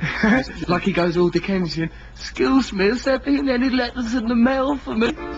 There's a lot of soap about, isn't there? Well, so you wouldn't need to use Vim, particularly not at Christmas. No, I just was thinking, like, suddenly at Christmas, this soap comes in all shapes and sizes. doesn't it? Why is that? I don't know, because it all does the same thing, doesn't it? Yeah, Keep did messing you? about. You got some from that facial, didn't you? I got a bit of that, yeah. I went in Been there, using said it? that, and well, it's the problem with all that stuff they give you in that facial place, right? It's all very well, right, if you've got nothing else to do with your day. Yeah. But for me, I want to get up and out and have a wash in about 3 minutes. Right. All that stuff they do takes like half an hour. Half hour washing yourself, putting different pastes and gums and But powders. it's not just washing yourself once. You wash yourself and then you wash again. It's like, I'm not. Do you know what I mean? If I work down the mines, Yeah. I'd say maybe there's some, you know, muck under there. Yeah. But How I'm only dirty? sat in here. Sat in here, how dirty is your face going to get? Not that dirty. Now, do you find accents inhibit success? I've got a little bit of an accent, right? I'm from Essex. You've got you've got your Manchester accent there, Yeah, haven't but you? it's a bit softer now because I've been in London for a Your, bit. was your parents, when you go back home, do your parents say, "Oh, Christ, oh, bloody hell, you sound like a right soft son," do they? They do a little bit, yeah. But Yeah. then after spending like a day with them, Yeah. it comes back a bit and what have you. Yeah, they take But what are they saying about? Do they say anything about Manchester voices? They don't. Manchester is not. I mean, I think if we got the survey in full, you'd find that all northern accents were probably prejudiced against. Hopefully, it's not as bad as it used to be. But there are certain situations where an accent will be disconcerting, right? Sort of. Do you think? I mean, I know what you mean. Like probably if you're on a plane. Right, you're on an airplane and the captain. The pilot comes on and Yeah. he's like, "Right, sit down, will you? I'm going to take off in a minute." All right, take off, sit down, behave yourself. Yeah, you'd worry. Because I mean, it's a bit wrong, right? But I got on a little flight and she had a nice voice, but a woman's voice. And that made you worried? I don't know why, because she's probably really good. She's got to be qualified as a pilot. They can't just go, "Hello, she's a cracking-looking woman. Sit her in the cockpit." But really strange how suddenly I was like, oh put your seatbelt on, keep it on. Because you're a bit sexist. It's not that though. How'd you respond? "Ooh, chucks away. We're going to take to the stars now, gentlemen." I went home, I built a small fire, I went to the shed, I got a bottle of white spirit, drank it, took the England shirt off, doused it in white spirit, set fire to the bugger. He did. I've seen it. It was like a football court. It wasn't because people said, "Oh, how can you do that? How can you hate England?" And it's not because I hated England. What it was is I bought that shirt a year ago when Sven kind of first came. Go on. And since every time I wore that shirt, we didn't lose a match. Yeah, it's true. I mean, when you did that, did you put another shirt on? Because looking at your body today with all that hair, It could have gone up. up. No, I didn't. I didn't care. But he burns it every autumn for stubble, don't you? Yeah, so you can see fresh hair. It's the same sort of shape as my body hair. I've got the same configuration. Yeah. Format. You can see the smoke for miles when he burns that. Is that like a fingerprint? Yeah, it's every man's hair configuration is unique to that man. Why don't I have any hair on my body? It's unique to you though. The pattern around your nipples is. Don't talk about my nipples on live radio. This is 104.9. Do I shave my body? Yeah. No, I'm like a fish. Do you know what I mean? I'm part fish. I swim very fast, and the reason is I don't have a great big. I once shaved a crucifix into my. You did. And it stayed like that for weeks and weeks and weeks. Nick shaved the cross into his chest. Okay, we've got a competition. We're going to do the competition now. We don't know how this works. It's Zoe's thing, but Zoe, who we're standing in for, is probably having a great time. That guy. I love that guy. She's probably flat on her back in the field in the West Country, having a. I mean that glass. That sounds. Yeah. Sorry, Zoe. That's Probably just go straight into the. Probably go into the competition. Probably. Have that. Okay, this is Pontoon, and we've got two callers on the line. Adam. Adam. Hi, Adam. What's your name? My name is Adam. No way, really? Yeah. How do you pronounce that, Adam? Sorry? That's right. Are you going to play the game or what? Yes, I am, yeah. Hello, mate. How are you, anyway? I'm very well, and you? Where are you calling from? I'm okay. I'm calling from a little village called Horndon on the Hill. Is that the one that only appears every 200 years? In the bottom of that reservoir. Where is it? Come quiet. What? He's gonna kill you. Adam, have you, little joke. Adam, have you found your Eve? He's good, isn't he? Like that. Actually, her name's Delisha. Oh, do you want to say, do you want to ask her to marry you or something? Am I going to? Do you want to do it on the air now? Just say yes or no. She's not listening, so it'd be no point. Nor are we. Fair enough. No, okay, Adam, say that. Victoria, hello. Good morning, afternoon even. Yeah, what are you? You've been drinking or something, haven't you? Not at all. Can I call you Vicky? You can indeed. Oh, can I call you Sticky Vicky? Whatever you like. Oh. Blimey, she's good. She's really enjoying the whole thing of talking on the telephone. She loves the radio. Now, we're going to do a competition, and Karl's going to explain to us how to do it. Basically, it's like the card game Pontoon. Yeah, Pontoon. Right? Yeah. We've got the listener their top 20, the music response chart with Zane Lowe, that he does across the week. Love Zane. Yeah. Good fella. So what we do now, we deal 2 tracks. Okay. Right? Yeah. And wherever they come up in the chart, they have that number. So, I don't know, say if Red Hot Chili Peppers came up, I think that's at number 1. So that would count as number 1. Yeah. Are we getting that, guys? Do you know what I mean? Right. Do you understand that, Adam? Yeah, so have we got to make 21 or something? Well, that's right. Closest to Adam, 21. just out of interest. You're a smart cookie, Adam. Have you ever attempted a belly worm with a pie? No, I might give it a go though. I would. Okay, let's go. Adam, you're up first? Yeah. Okay, here's your deal. 10.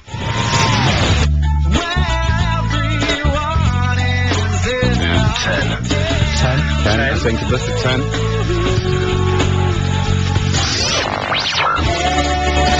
Second. Oh, Coldplay. 6. Right, Coldplay at 6. That's 16. That's nice. What are you going to do?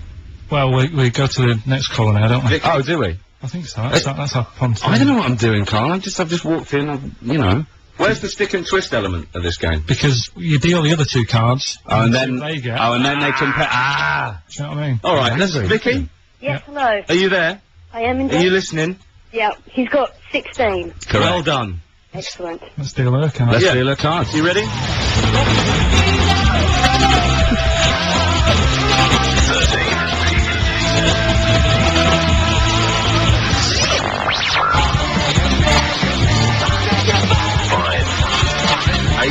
18. Yeah. 18. 18 plays 16. So. Are we going back to Adam? Go back to Adam. What do you think, mate? I've got to go for it really. You've got to. You've got to. What else are you going to do? Exactly. Deal in the card.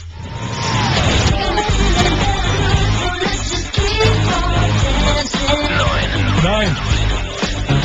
It's fucked. So the fella turned up, right? And he said, right, what's the problem? I said, well, I told the people on the phone that the fridge isn't working, right? So he says, oh, let's have a look then, right? Opens it, sticks his hand in. He said, yeah, it's broke. So I said, yeah, I know, that's why I called you out, right? And he goes, yeah, there's nothing I can do here, you need a new one. Anyway, that's 80 quid, right? I said, you what? He said, 80 quid call-out charge. I said, but what am I paying for? What have you done? Still broke. He said, well, you know, it's call-out, innit? It's sort of time and transport and that. I don't know how he got here, but it was costing me 80 quid. I tell you, wind me up. They're all at it though. All these sort of engineers and builders and stuff. I had a fella come round to do the tiling, right? Turned up late. Said he was going to be here at like 7:30. I don't understand why they've always got to start early, right? It's not like they're a farmer or anything. Just if it gets dark, put the light on, right? But he turns up late with a carrier bag, right? And in the carrier bag he had a pot noodle, a copy of the Daily Mirror, right? And a crossword book. What? You know what I mean? Why a whole book? There's one crossword in the Daily Mirror, so why that isn't enough for his little day's education? I don't know. He had a full book full of crosswords to do. Winds me up. There was another fella, right, who came round, who was doing some work on the bathroom, and he was asking what the pub was like across the road. I said, doesn't matter, does it? You're here to do this. Don't worry about the pub. Having a laugh. And the biggest joke of all, right? The fella said, he said, yeah, it's broken, what have you, 80 quid? And he obviously felt like he had to give me, you know, a little bit of information to sort of, you know, feel like he's deserved his 80 quid. He said, the thing is, when did you last vac it out? I said, you what? He said, yeah, you meant to vac them out because, like, dust and that gets in on the fan and stuff, and I don't know anyone who's ever vacked a fridge out. I worked in Cordon Bleu, right, which is like a freezer supermarket selling frozen food. I worked there for 2 years. Not once did I see anyone backing one out. Oh, you've got to buy a new one now. 430 quid. Plus the 80. So can't afford any food to put in it, but joke.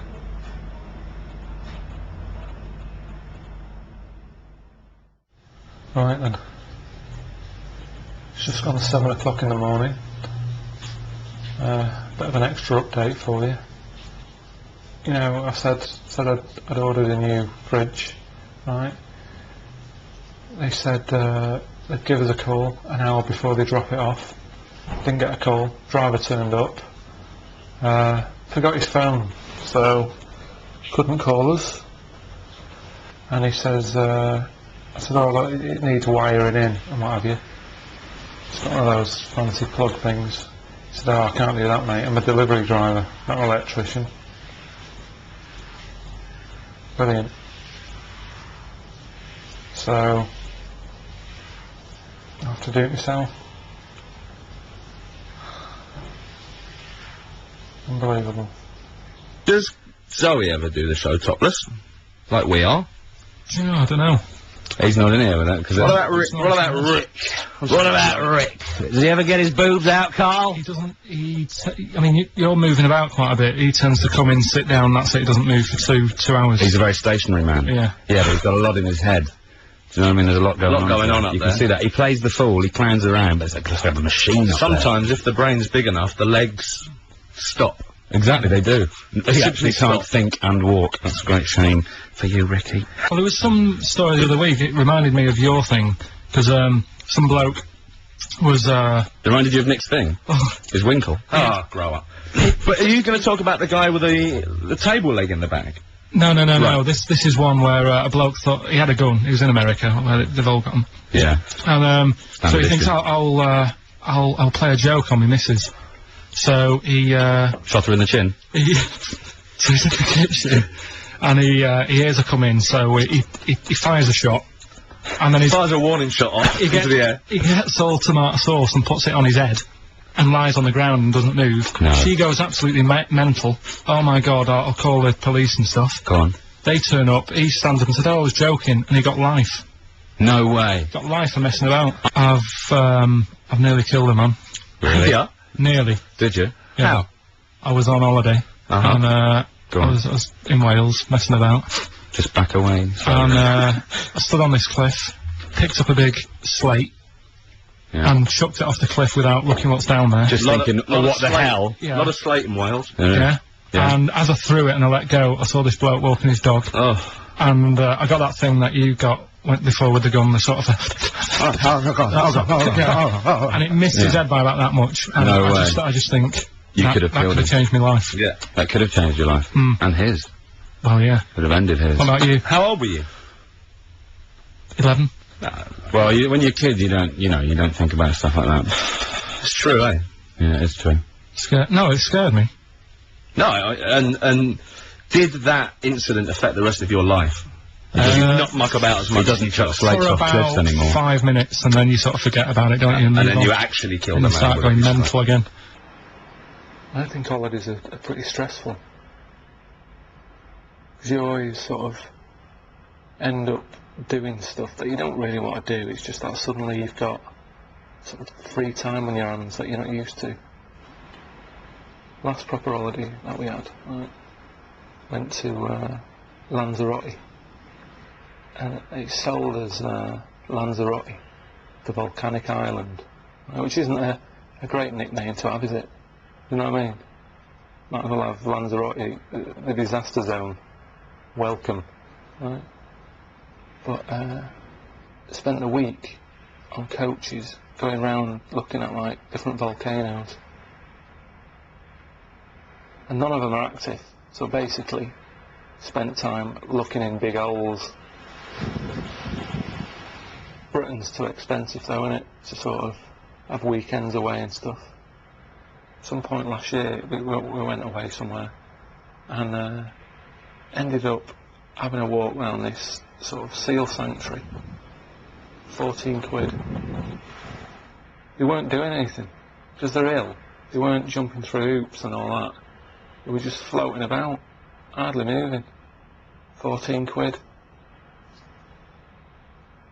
I mean, I'm not having a go, do you know what I mean? The 6 seals have to have somewhere to go, but don't charge me to come in. Or at least let me see them again when they're better.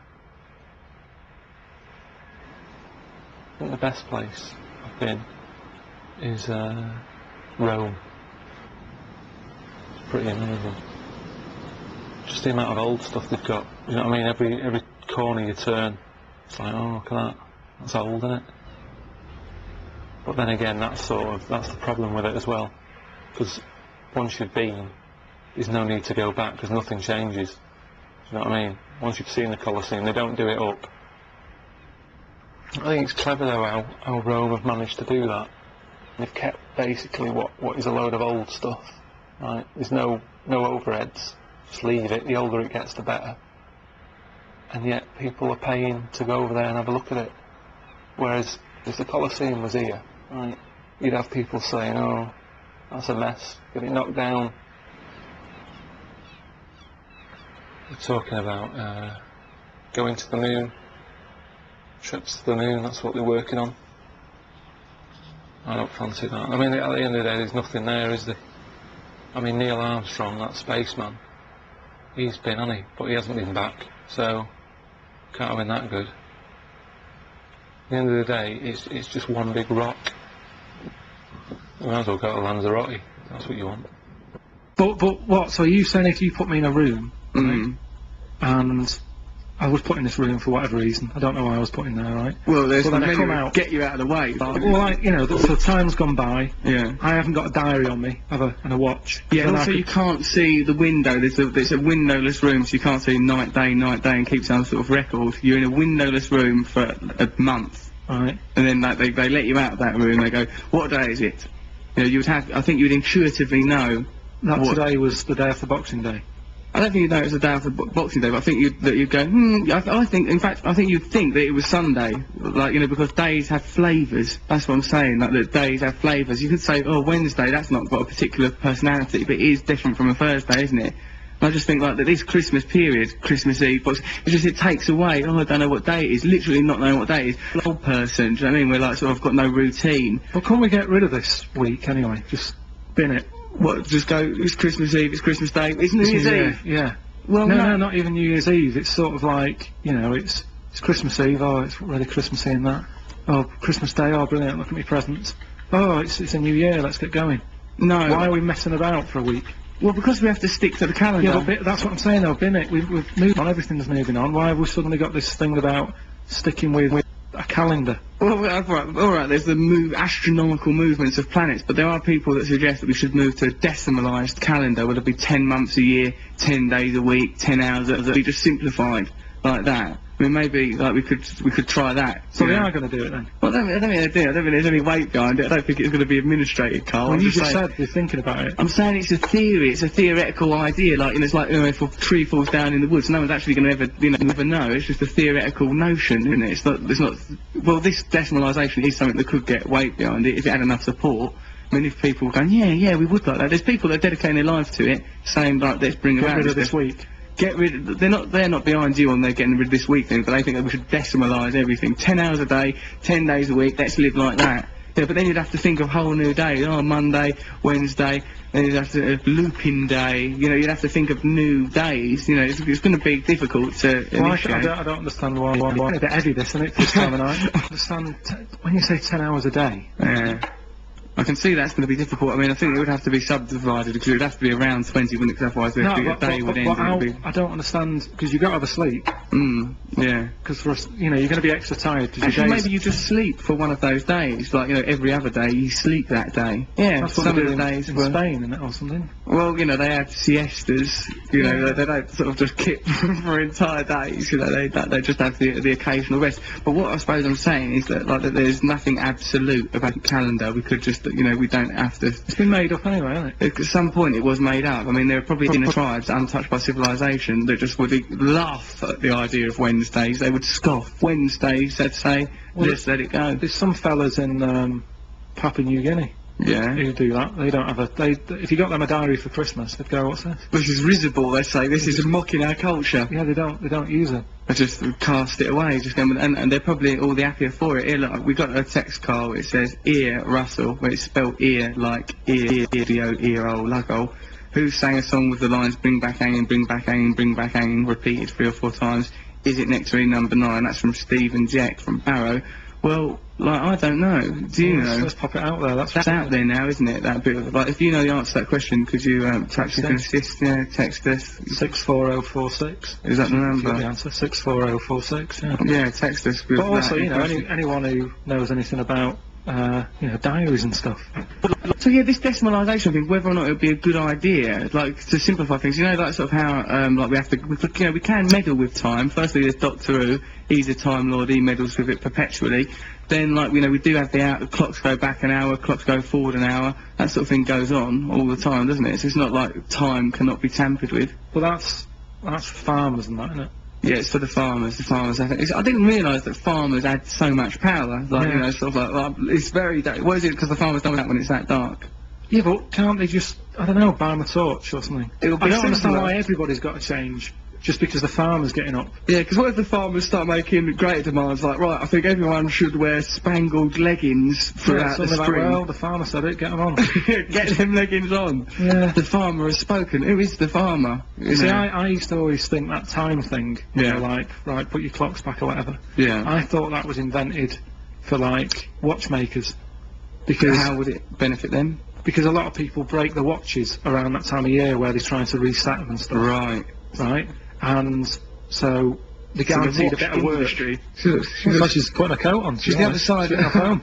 She's leaving. She's the other side of that glass window. I thought it's a little bit like that scene in Midnight Express where his girlfriend visits Billy in there. You know, he's locked up in that Turkish prison. Is that the one on roller skates and stuff? No, that's Midnight Express, Carl. Like that, I think that Midnight Express, like that's Starlight Express, right? Midnight Express is like about a Turkish prison where Americans. True story. Some American bloke smuggled hash out of Turkey, got caught, and like you know, sort of ended up like serving about 8 to 10 years. But there's a lovely scene in the film. His girlfriend visits him, and like they visit, you know, like sort of often in prisons, in Turkish prisons. I don't know how familiar you are, Carl. There's like a glass plate between the visitor and the prisoner, and he, in his sort of delirious mental state, got her to like press her, you know, her boobs up against the glass and everything, and he just sort of drooled and that, and she was sort of a bit emotional and crying. Well, they wouldn't look that good, would they? Pressed up against glass, I like that.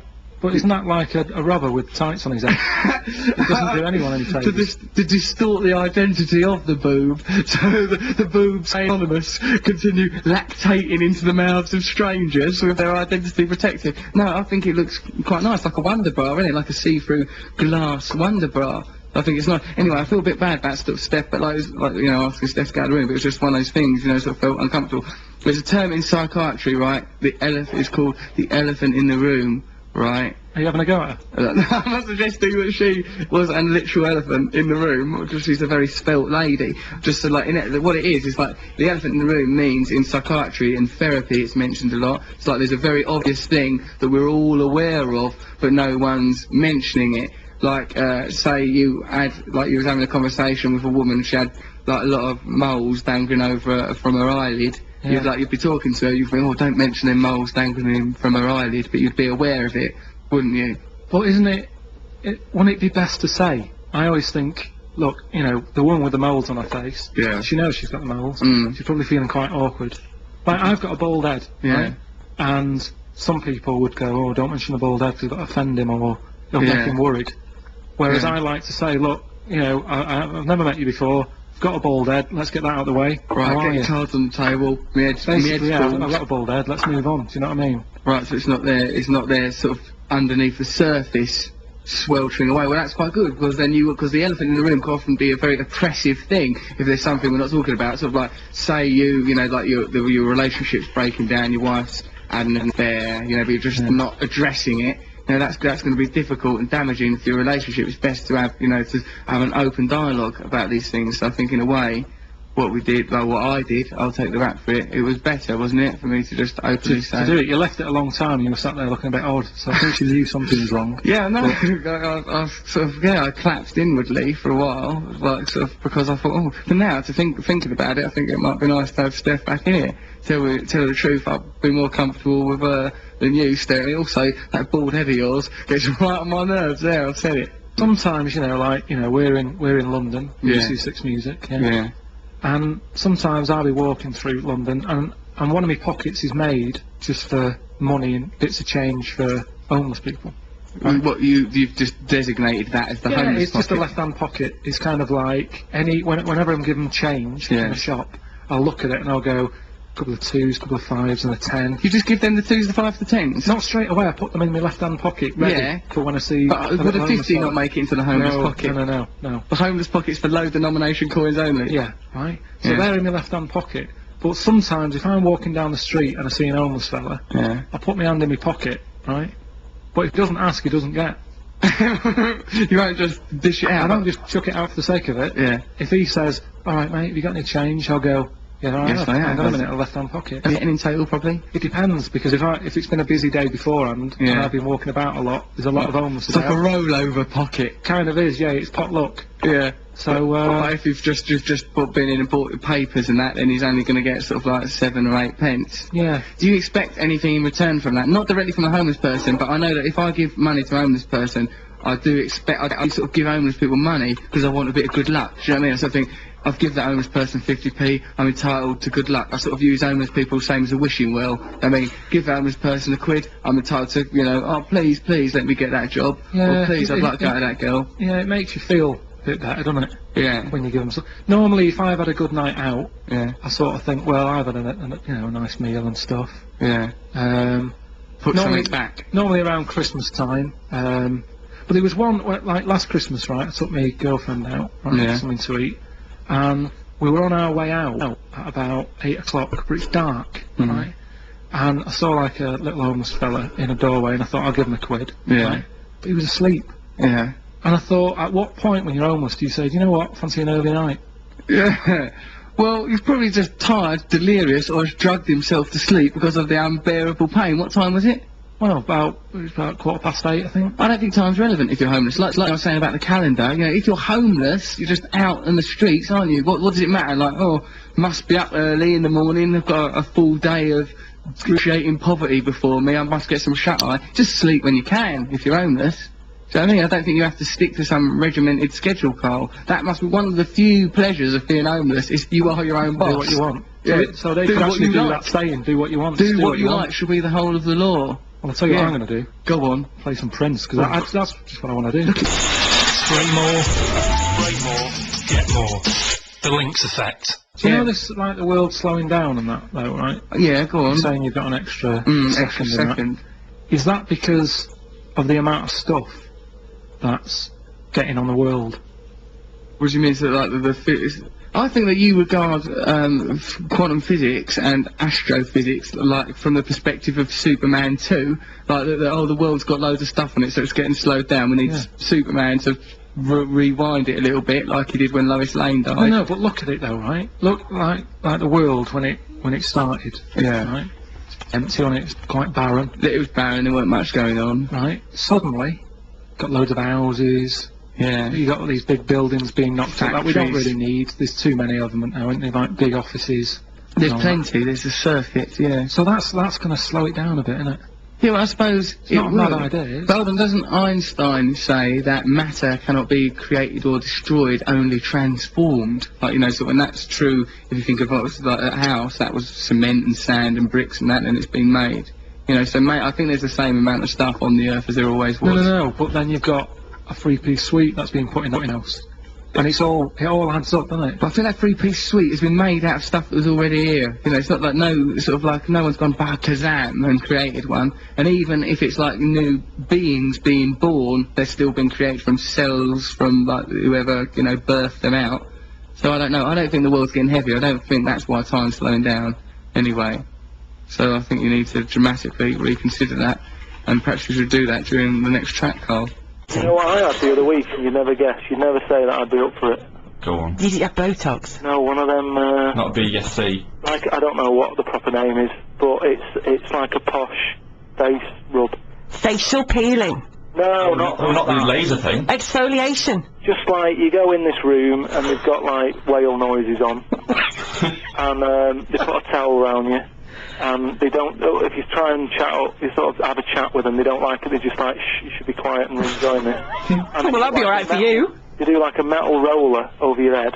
Really? And, was that nice? It's one of them sort of, it hurts a bit, but because it's a woman, you don't want to sort of go, oh, don't do that, it hurts, because you all act a bit hard. Alright, so you bring it on a bit, and... So it's like, you know, push down a bit harder if you want, and you... Go on, I can take more than that, love. Yeah, and then, they put this... Because it was weird, when I went in, you had to fill out a form to say, you know, if your skin's sensitive and that, and mine is, right?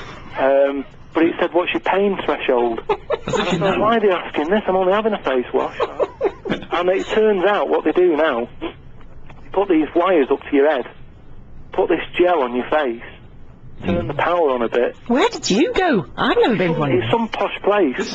Honestly, a proper like a proper. I'm trying to think of an example. It's like a proper full-on facial you've had, haven't you? Well, I mean, I'm not going back. but what they did, they turned the power up, and this gel is in your head, and it zaps power into the gel. Is that in your bald spot? Is it? You have to mention that.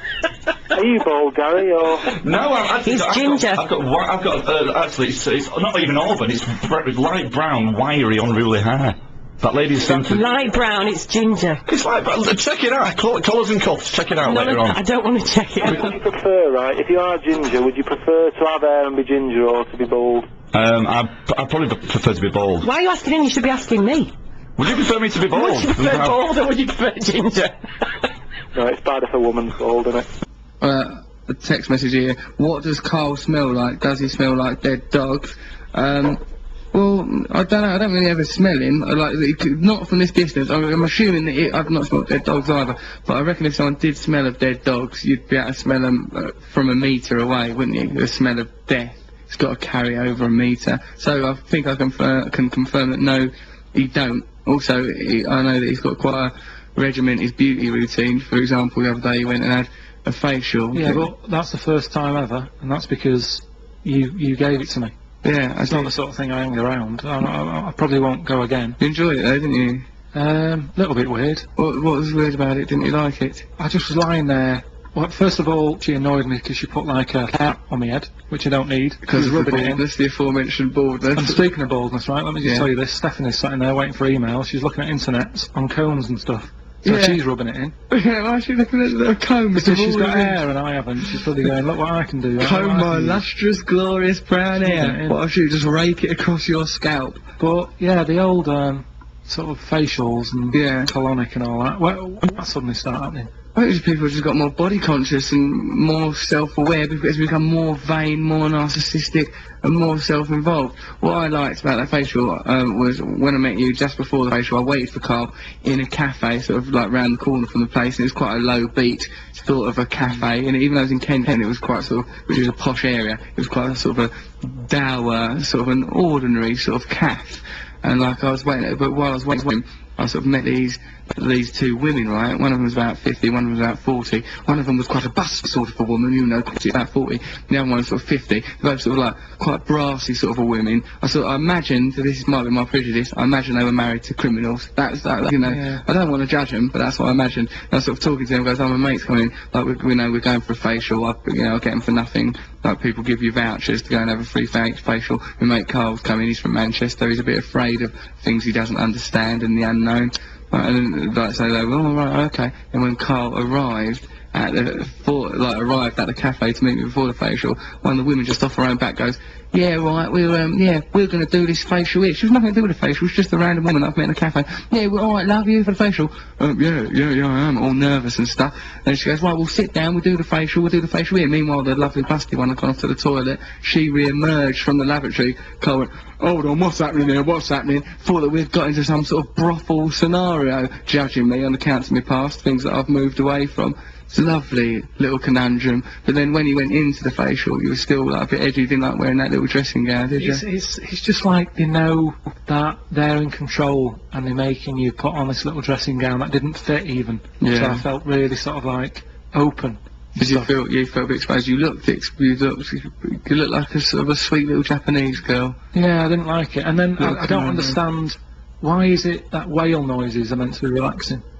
Well, I don't know, I guess because of our primal, like, you know, perhaps at the dawn of time, when we were still marine animals, it'd be comforting, wouldn't it, to listen, "Oh, there's a lovely whale." Well, I don't know, maybe it's just like, They could be moaning, like, "Oh, no." I just said, "Can you turn that off?" She went, "No, it's relaxing." I said, "It's not, it's annoying me." You didn't enjoy listening to that. What would you rather have? What would settle you? What kind of music or sounds would you have preferred to have had in that situation? The sound of the sea, waves are quite relaxing. Right. It's just not the animals that are in it, or the creatures or the mammals or whatever, just give me the sea. I was out the other day, right, a woman came up to me, she said, "Oh, excuse me, you go to the gym much?" So, I was going to lie, but they find out, don't they? They say, "Where do you go?" and all that, and how many star jumps can you do? She said, "I know what's probably putting you off." She said, "The fact that it's hard work." She said, "It doesn't need to be hard work." She said, "Come to my class." She said, "What we do on Wednesday nights, breathing classes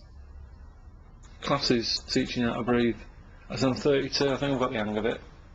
She said, "No, it's not that." I said, "Forget it."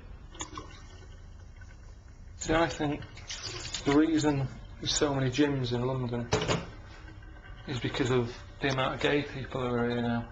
I'm not having a go, I'm not complaining about it, I'm just saying gay people, they always sort of like to look after themselves, don't they? They're always sort of muscly and that, sort of tight t-shirts and stuff whenever you see them. And you know what I mean, I'm not looking out for them, I'm just saying when I do see them, they're sort of muscly and that. So because there's more of them, more gyms are needed. But then the problem is, the more gyms we have, the less other shops we have, because the space they take up. The other weekend, I just wanted to do some painting and decorating in the flat, right? Thought, right, I need some brushes and some paint. You wouldn't think that'd be hard to find in London. You couldn't find anywhere. Couldn't find any sort of hardware shop, DIY shop.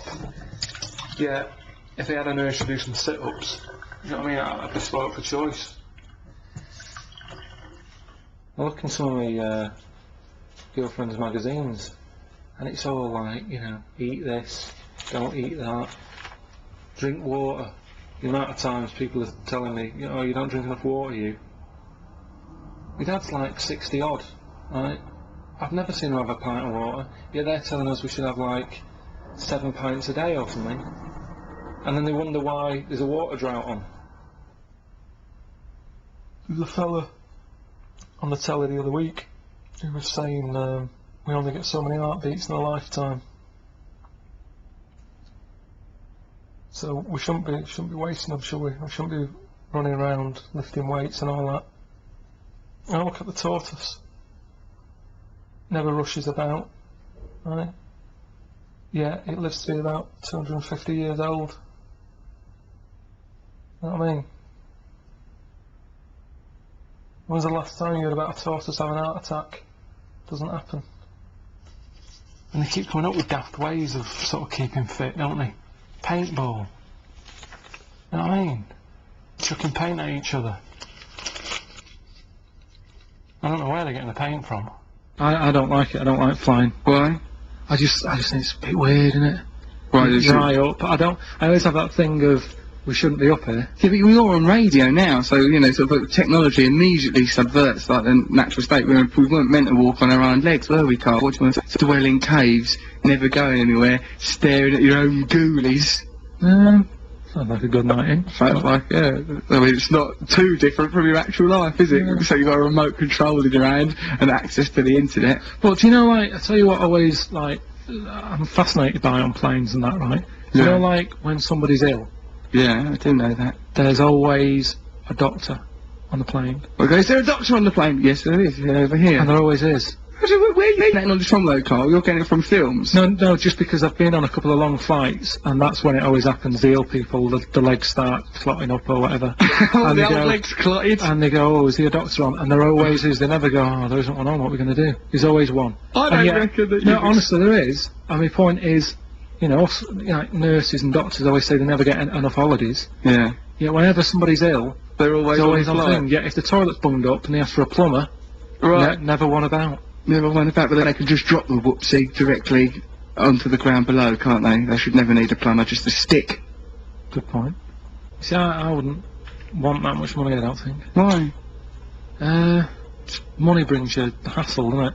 With money. No, because imagine if you've got absolutely... I think what money does is it provides you with some sort of buffer zone, protects you from the world, right? Because like if you've got, like, if you're really rich, you don't even have to look at gas bills, you don't even know that there are problems in the world. If you've got a bit of money, oh, it's alright, you can stay in hotels, you can get cabs everywhere. If you've got no money, you're just on the street, Oh, yeah, homeless. I didn't say I didn't want any. Right? I wouldn't be sat here pressing these buttons for you and that, would I? If I didn't want any, I could have stayed at home. Right, okay, so that's what's true, you're here for money. I thought that there was at least some vocational love. Christmas is expensive, isn't it? And, you know... You're like a radio mercenary, ain't you? No, but you're like a radio A team. Don't you know what I mean, though? You'd like, be face if you anything. Having money in that, it's like, you've got loads of money, so suddenly you've got to spend it, so you've got to find things to do. Like travelling around the world and that. If I won the lottery, I wouldn't tell my girlfriend. What, you just have a secret stash of millions? Well, just because she'd start saying, oh, let's go to India and all that, and I'd be like, I don't want to go to India. Why don't you want to go to India? You've got all injections and that. I always say, if you need injections, you shouldn't be going there. But I think that you're going to have to start embracing life a little bit more. Well, I did. I had a facial last week. Because yeah, fair enough. You have made a scene about it, though, didn't you? You say it all started with a big bang. But what I wonder is, right, was it a big bang? Or did it just seem big? Because there was no other noise to drown it out at the time. You know what I mean? I like learning stuff and that, so that's why I went round the museum to have a look, you know, what I could learn and stuff. I thought, oh, I'll have a look at the meteorites, that could be quite interesting. You know, see an old rock. And you go in there, and you look at a rock and you think, oh yeah, that's amazing, that's old. It's come from a, you know, another planet or something, right? But then the edge is taken off it because that isn't the only one. Do you know what I mean? Just have one big one, and that to me would be more impressive than having a room full of them. You've got the same problem with the dinosaurs.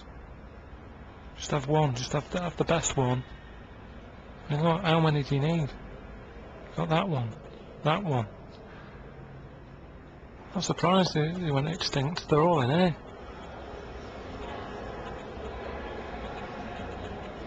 I just think we know too much. When you look at the things that we can do now, you know, you can change body parts and that, can't you? I remember reading about a woman. She was about 8 years old, right? She'd had a new lung, a new heart, liver. I think she was waiting for a kidney. You just think, well, enough's enough. Do you know what I mean?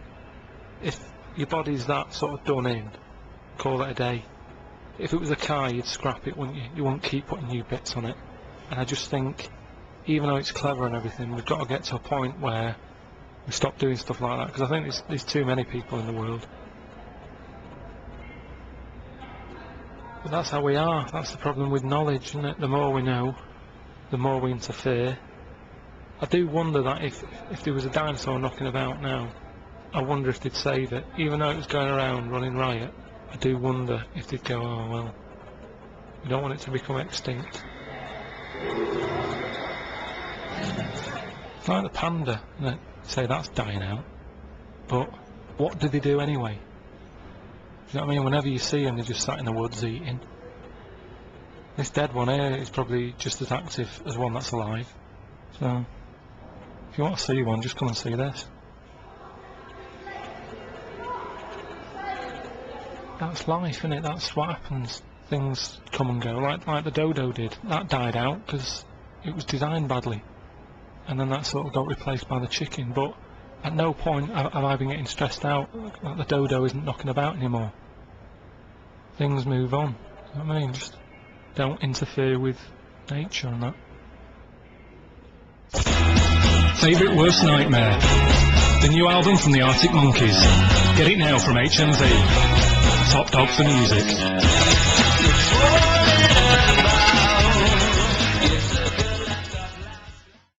What's that prize for the other thing?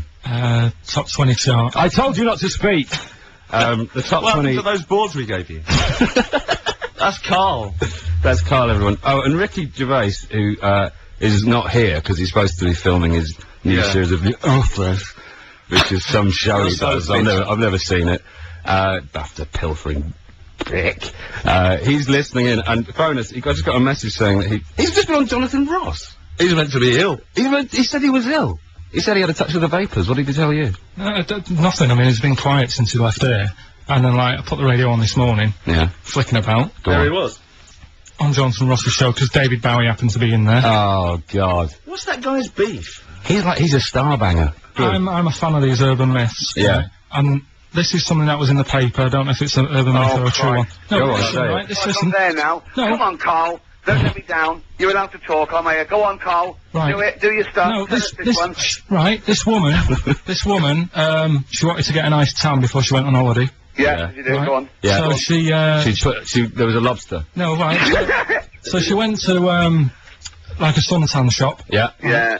And said, Can I have a suntan, please? I wanna, like, get brown for my holiday. Yeah. Yeah. So, keep talking. So the woman said, well, yeah, that's alright. Finish up. Yeah. But you can only do 30 minutes when you're going on holiday. And she said, well, I'm going tomorrow, I want to get a nice tan. So she said, sure. No, the rule is, you can only do 30 minutes.